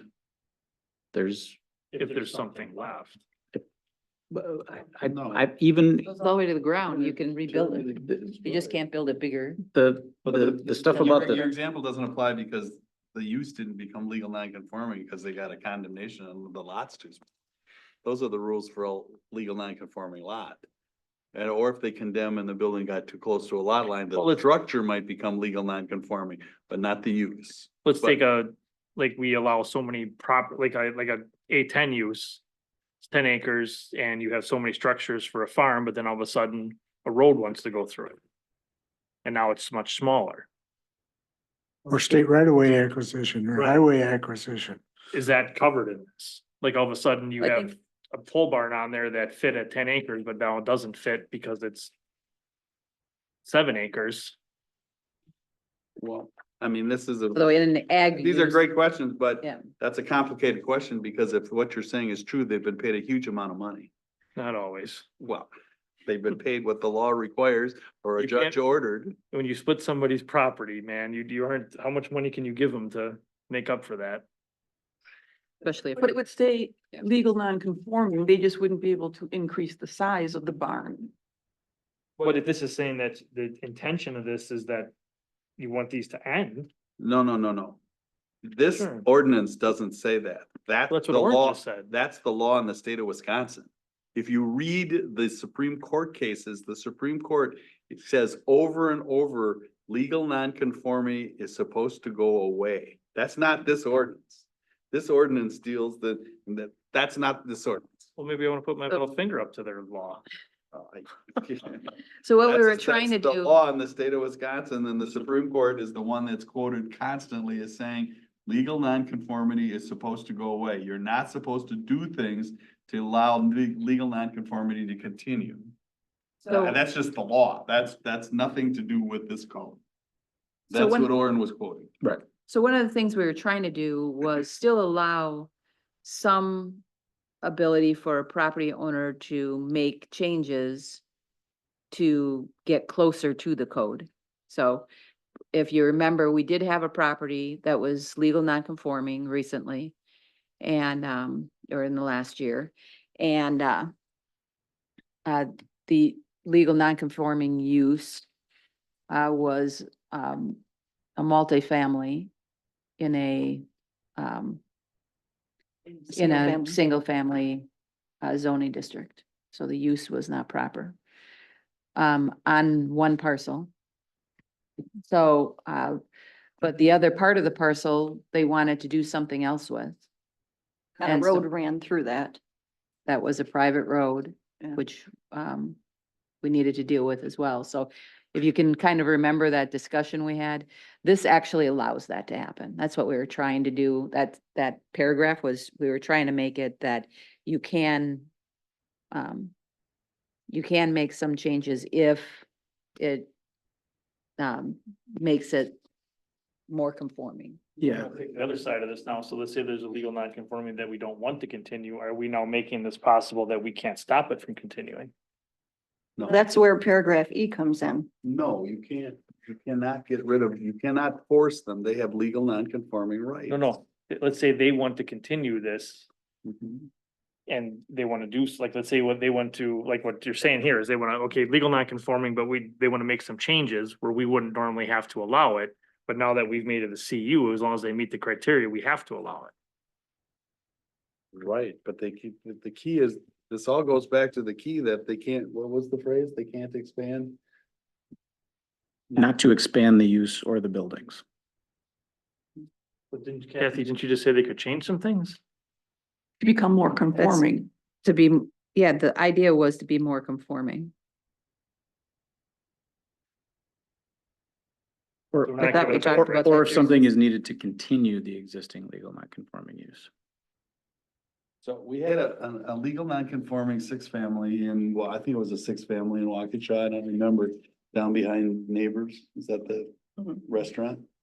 And the bank wanted them to get a legal non-conforming conditional use because they'd have more rights to rebuild it if they felt, Mhm. and they'd be better protected. They weren't gonna change a thing. They wanted to just get a legal non-conforming use on a conditional use on a legal non-conforming use. That would be allowed. And in legal, people think they have more rights under a legal Vulcan forever would not get a conditional use. Right. Cause they thought they'd be giving up rights. And then, so they preferred to stay a legal non-conforming quarry. Others wanted to get the conditional use, Land and Stone and others, because they felt that they were better protected by having a legal non-conforming conditional use. We don't recommend getting rid of it. But we wrote it that it couldn't be expanded. And again, it did exist in the code, even though it wasn't in our list of uses, so it's not new, it's just, Moved. yeah, it's where it should be, so that folks can actually find it. Always good. Okay, Right, limited family automotive repair business. I think Roman or B8 should come out of there. Agreed. I think I'd like to work with staff on this one. This was mine. I asked for this to be put in. This is already happening Right. in the Yeah. village. There's no doubt about it. So we need to look at this and identify this and, Kathy asked me to look at this over and over again and I haven't, so. Okay. Okay. You want there to be, you want the ability for them to sell products on site? Well, Yeah, I mean, putting if- brake pads on a car. Yeah, exactly. you My need the brake example. pads. Yeah, That was your example too. putting on a white set of wiper That's exact- blades. Yeah, you gotta have the parts there to put on, so if, you can't that do any would- work without product. I guess I wouldn't consider that sale of product, because that's part of the service. What if we make it say retail sale? Putting them Yeah. on. I was thinking, take you it just go up there and say, I need brake pads, sell them to me, and then you leave and put them on your car yourself. I would take that as sale of product. Yeah, it's still, See the it's difference. still, but it's still product. I mean, when you have the labor and then the.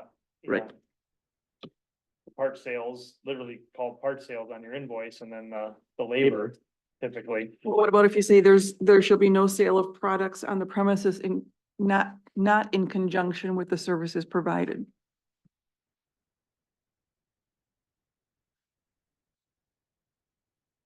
A lot more traffic if they have products.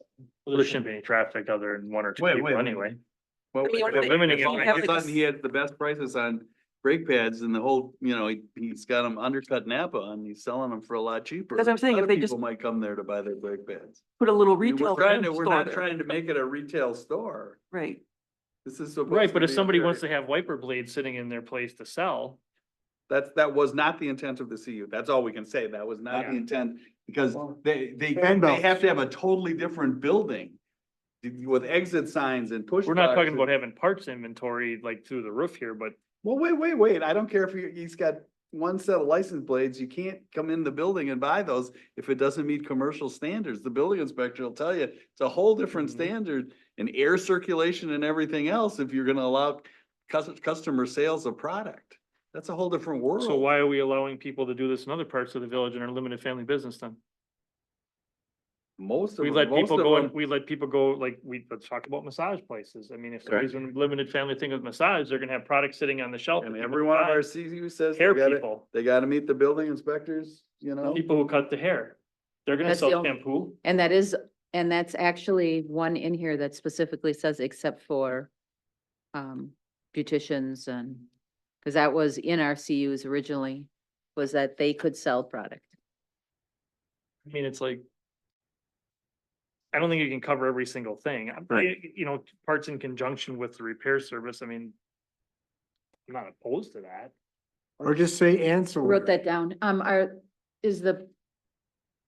Other than, I don't want to stop your discussion here. If you have anything more, but are you okay with Joe just working with us on rewriting this? Gotta come back here. There's just Yeah, certain well, things. in it's here I'd all like to coming go back. over. Yeah. Most of, I mean, there's a lot of this I don't. It's not bad by any means. It's just some things in here I'm looking at that having dealt with these people for a long time, I can tell you what the issues are and what aren't issues typically, Yeah. but. Did anyone else have something on limited family that they were concerned about? I got your, Sherry, I got your note. Yeah, or even Down for saying something discussion. like, there shall be no independent retail sale of products, something that's saying it's not in conjunction with the service they're providing. That service that they're doing to the Not looking for them vehicle. to start a parts store inside is Right, what you're yeah. looking to limit, which I agree with. I mean, you don't wanna have that. But.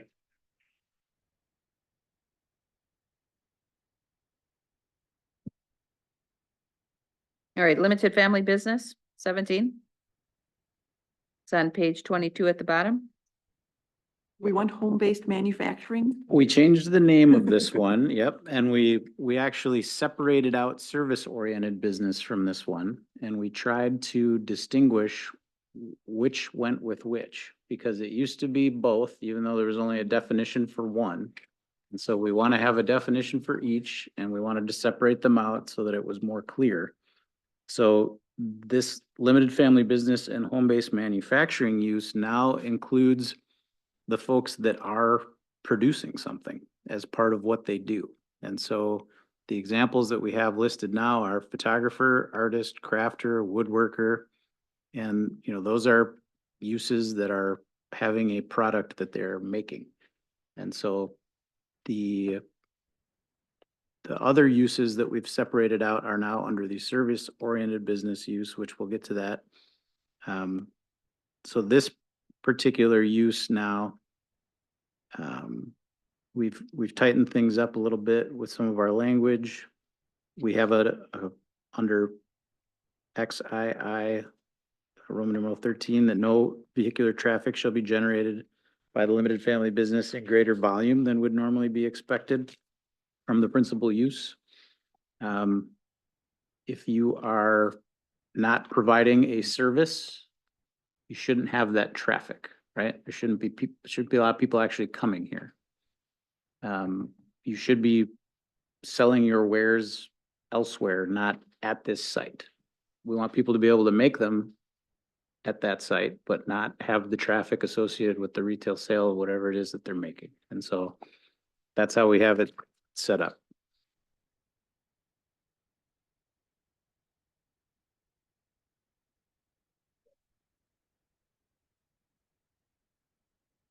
The one question I would have, I know it might fall in the definition of studio photographer artist.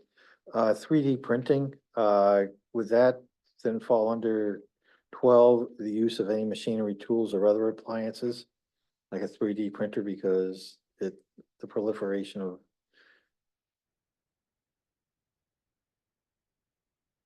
Where did you want that? I'm just saying where, non-health related professional officer, studio photographer, artist, crafter, woodworker, 3D printer. However, if you go to 12, then an individual who might be making small plastic things on, or, for whatever on a 3D printer, they would not be allowed because that is technically a machinery, tool or other appliance. No, because it says it shall not include those unless it's specifically allowed by the CU. And any machinery or equipment allowed must be stored indoors. And we make them itemize what they're using. So they're gonna provide a list. So if you're like a crafter or it does say et cetera. If you do that, if you do 3D printing and you do want to come in for this CU, the plan commission can determine if you are that use. Okay. Just like we had the last time, right? You guys decided that in an instance, the woodworking use that was proposed was not meeting the Because it requirements. was shoved together with service. So it would be plausible for somebody to apply for that. And then they would have to list that as a item under 12.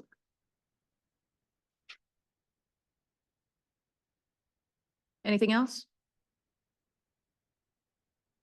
All right, 18 is multifamily units. Can we just eliminate the whole thing? Take it out completely? We do have areas in our village that allow multifamilies. We have currently no multifamily and I guess I would like to just see. I would say your key limiting factor here, is under C. Got the barracks. There's gotta be public sewer for someone to have a new multifamily development. It's gotta be sewered. That is your qualifying factor here. It's limited where you can do that in the village currently. Currently. No, I still would like to see it removed.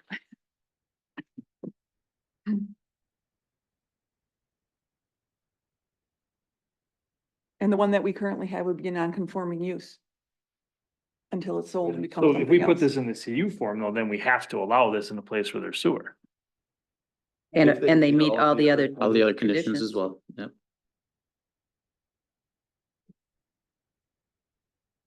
CUs now? This is current. Yeah, we did not add this. This is not new. We did make tweaks to it. But this is currently in the code. Well, if somebody comes in with a development, a mixed use development, part of which includes multifamily. And this was not in there, how would that be handled?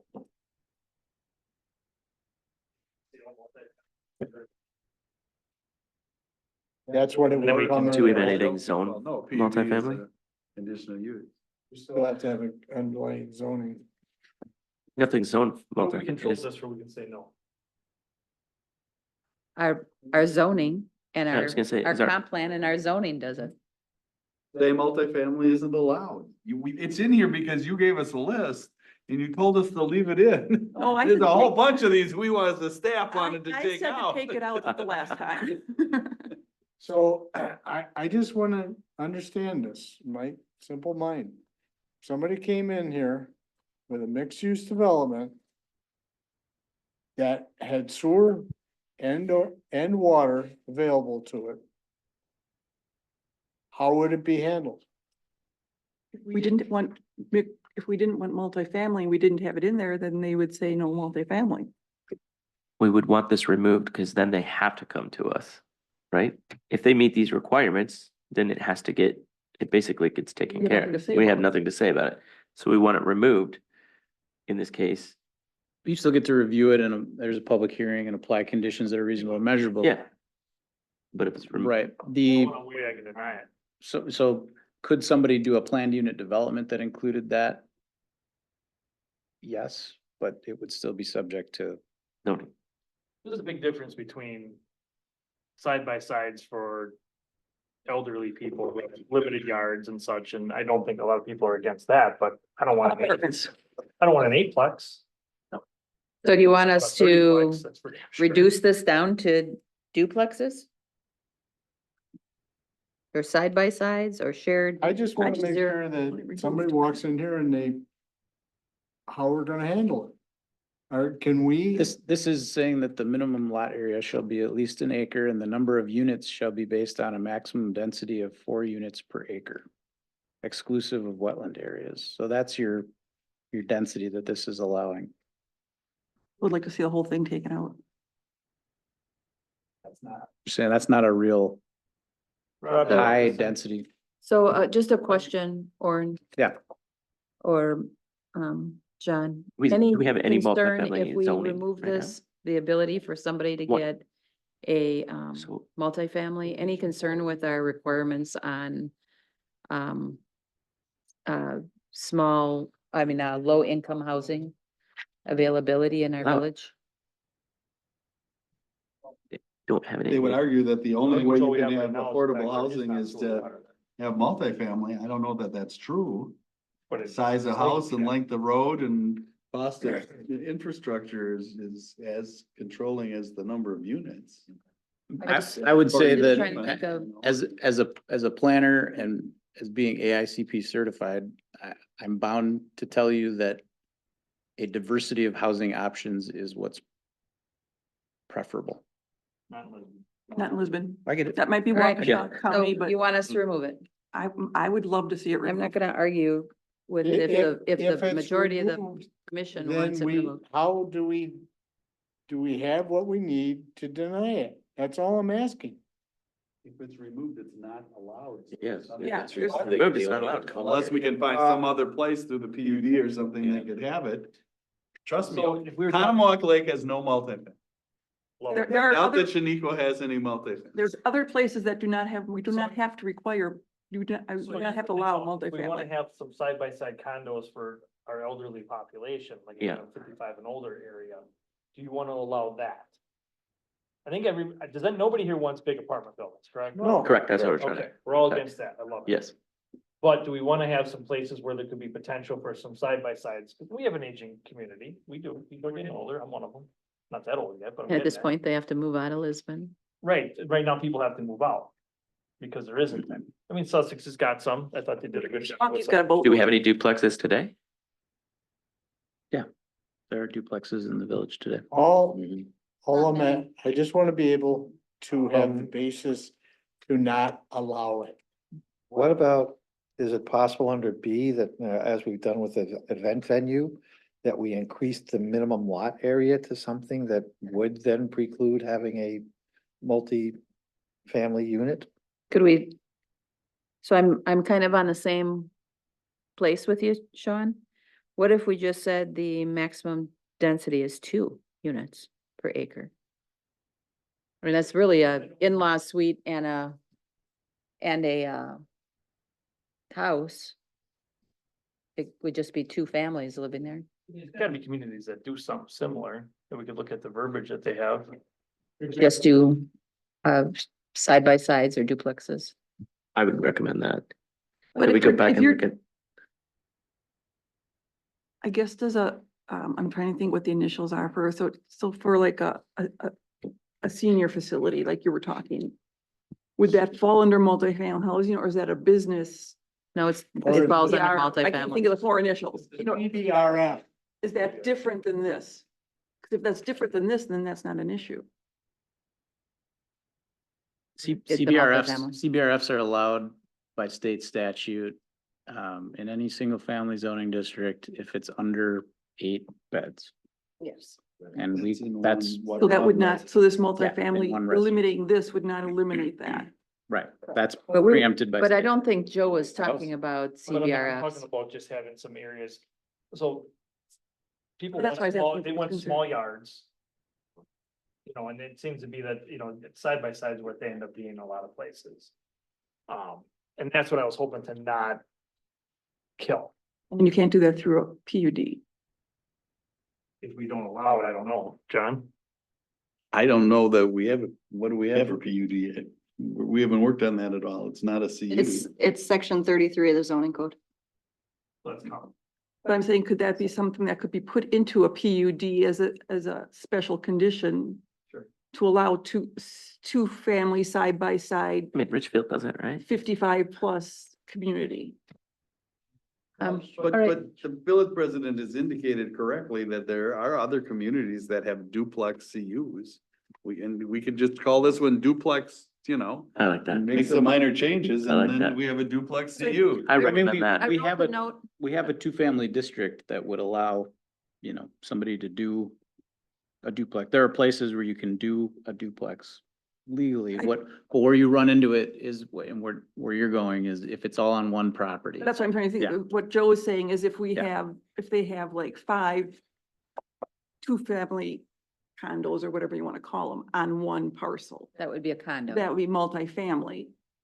Yeah, Um, condo. And unless it's all owned by one person. If you have if you put like a duplex on a 1/4 acre lot, we don't have a lot of this, but I mean, this is essentially what it would be. It'd be a 1/4 or even less. Because that's, the goal is a small yard for these people is, make If sure you- we're. If you look at what Kingsway did in the extreme east end of the village of Heartland, next to us on Lisbon Road and whatchamacallit there, those are 2-family condos. Okay, I so- don't personally have a problem with that, especially. All right, so we will come back. We will take out the word multifamily. We will come back by looking at other communities that we'll look into side by side or duplex or 2-family districts on a smaller lot, but still require sewer. but and it would be a single 2-family on a single lot Right. A duplex. Or side by side. or townhome or something like that, yeah. Mhm. And we will do that, Kathy, but Orin's already indicated we have a zoning district. We may not need a CU. Eliminate this whole thing. Okay, and then we can bring that back though. Okay. So we definitely want to get rid of, Multifamily, we Multifamily. definitely want to allow duplex on certain situations. right. Good with that? Yes. Very good. All right, so we're on 19, page 25, outdoor, indoor, commercial, recreational facilities and uses.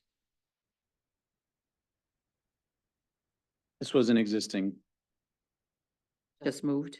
Yep. All right, so 20 is private clubs and resorts. Also an existing one.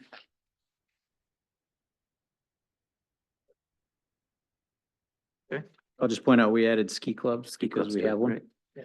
Yes, we got one. Next one is quarrying. We did not We make changes to this. we did not change anything on there. Questions, anything? Okay. 22 is on page 29. Restaurants, supper clubs, taverns, dance halls, pool halls, bowling alleys, and similar uses. We had this before. We took out lake resorts because we didn't feel Feel- that that was plausible to happen. Yeah, Oh, it's potential though. Lake 5, we Yeah, talked but about. there's an area of the village that we're all quarries. yeah, in And there's reclamation 300 plans. years, I would think it'd probably be rewritten by then. I think we got something coming a lot sooner than that though. Maybe. If they decide to move on it, I don't have a plan for them to start. I don't know that it matters, but just stating there's one that's potential. You wanna leave it in? I mean, it doesn't take much to put it back in. I'd leave it in. All right. Talking about that since I started. Yeah. I know, but eventually it's gonna. That's. Well, you know what it's. We're gonna leave that back in. Sewer and water, yep. Wait for sewer and water. It will happen. And there's already a lot of water over there. I'm fine with leaving it in. Chickens. All right, so 23 is self-storage units. This is one that looks Mini like it's warehouses? new, but this wasn't existing. We did add some things to this, but this is an existing use in the current ordinance.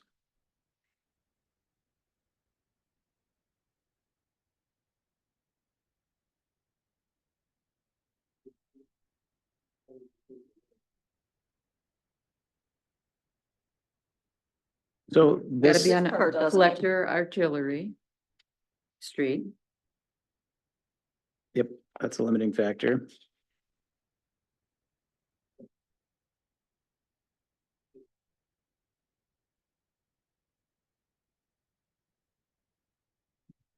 They still have to be only in the proper zoning district. I've got a community that I Control it through zone. work for that got rid of them because they don't want any more of them.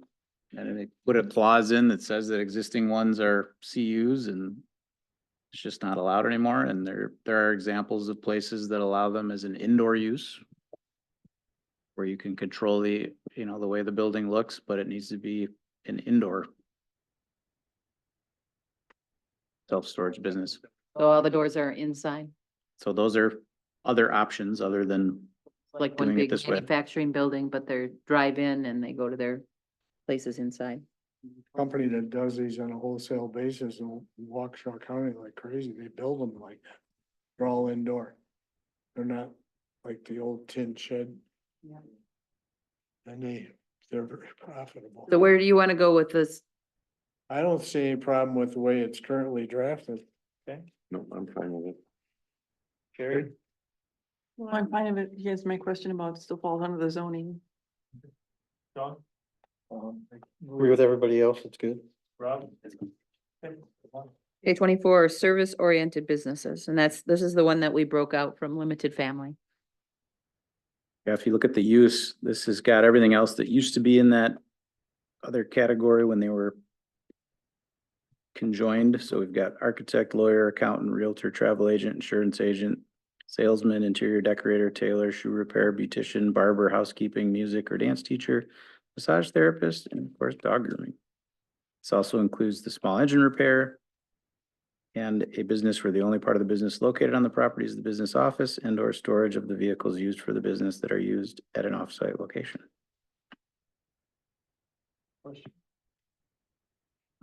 Hang on. A business where the only part of the business located on the property is the office and or the storage of vehicles used for the business that are used at an offsite location. But the last example in Roman numeral 1 is dog grooming. Well, that's another example of a use that could qualify for this. Okay. I was very confused for a moment. It's not one of the conditions, it's one of the Okay. potential uses. All right, 25 is on page 33. Testing laboratories, Orrin. This is one that we were actually at a staff level recommending removing and just don't know what the demand or need is for this, you know, so the way that it would work if we do take it out, if somebody did come forward and want to do one of these, they would have to propose the text amendment to Good include with that. it. Pet animals, Was it? there's no testing. Frank is out, Sheriff is out, Jose is out, Sean? Okay. Rob, Removing. you wanna do this at the golf course? What's that? You wanna do testing on some people at the golf course? It's an adult daycare. Before or after? It's unlicensed use. There you go. Go. All right, 26 truck washes. This was an existing use.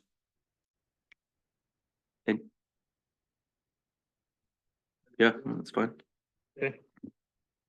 27 is vehicle charging.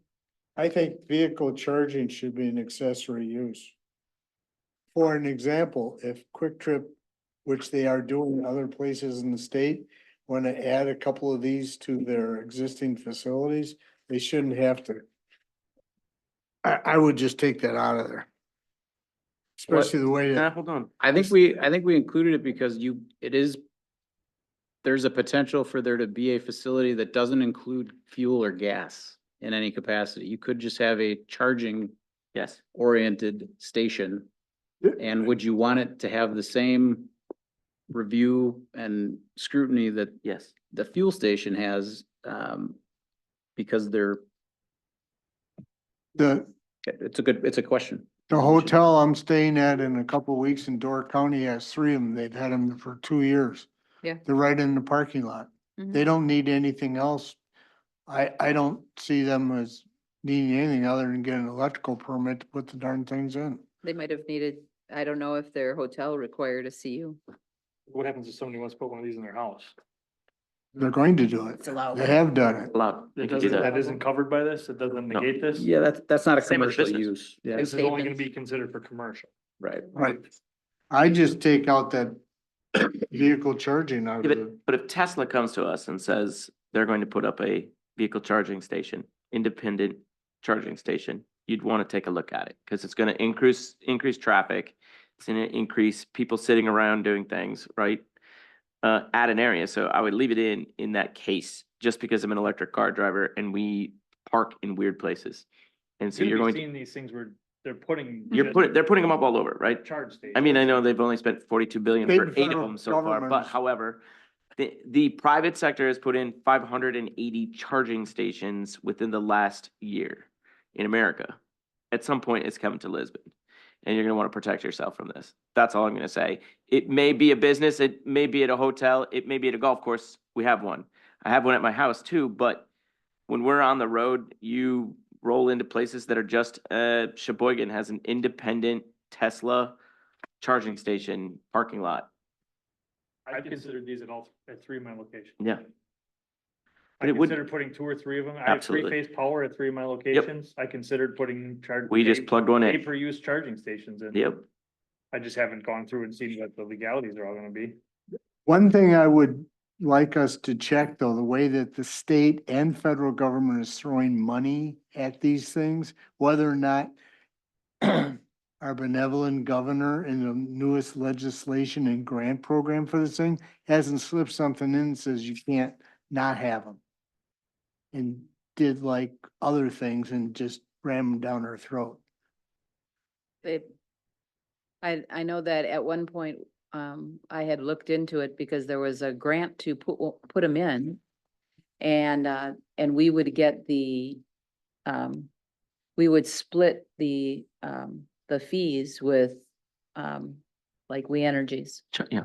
So it was kind of a way that if we were gonna do that and put these in our parks, then someone could plug in and go do their stuff in the park, go Yep. for a walk on the bug line, come back, and we would actually make a cut of that, and that would reduce the tax levy, so needed, but then they started talking about not allowing government units to own them and profit off of them, or to, I mean, all I'm saying is that they're gonna come, we know that.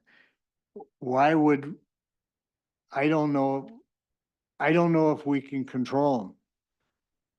Cause once government starts throwing money at these things, I think they're gonna end up controlling them, state and federal government, and we're not gonna have any say in it. and We so. need to have some control on them though, because these things, this is when they're most susceptible to burn. Oh, When you're charging an EV, it is most susceptible to ignite. When it's That's the thing. charging. Lipsky was on the radio the other day talking about the problems he's having in the city of Milwaukee Fire Department with electric cars burning. So, He In an accident, it's a big But- problem. Yeah, he said he had one 40 times they put it out. okay, so, but, it may be taking the vehicle charging out of this, only because I don't know if the structures and canopies, storage tanks, and all the other things that are talked about in this section really meet what a charging station, Maybe make it its own. yeah, maybe it Maybe needs its own, standalone. right? You know, Sussex has done anything with this, John? To the best of my knowledge, You know, I I- don't believe we have. It probably needs its own. I like that idea, because I mean, you can have, in certain areas, they put in diesel generator charging stations, and that's the last thing you want in an area where it's just this loud noise of, I mean, yeah.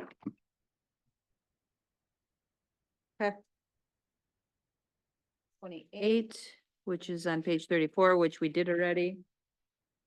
Did anybody have anything more on telecommunication? Just echo what the president said, is we want to be as restrictive as we can and not give up any power Good luck. or authority against that.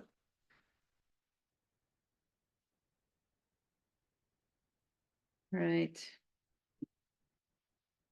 Okay, is that it then? That's it.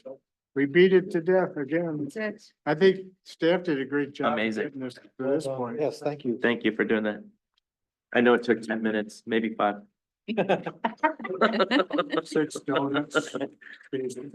Seven. Planner report. For our next meeting, we'll have more zoning code fun, October Fields final plats, and the Penna major grading CUP, should he be going forward with that, will be coming back since we tabled it to that meeting.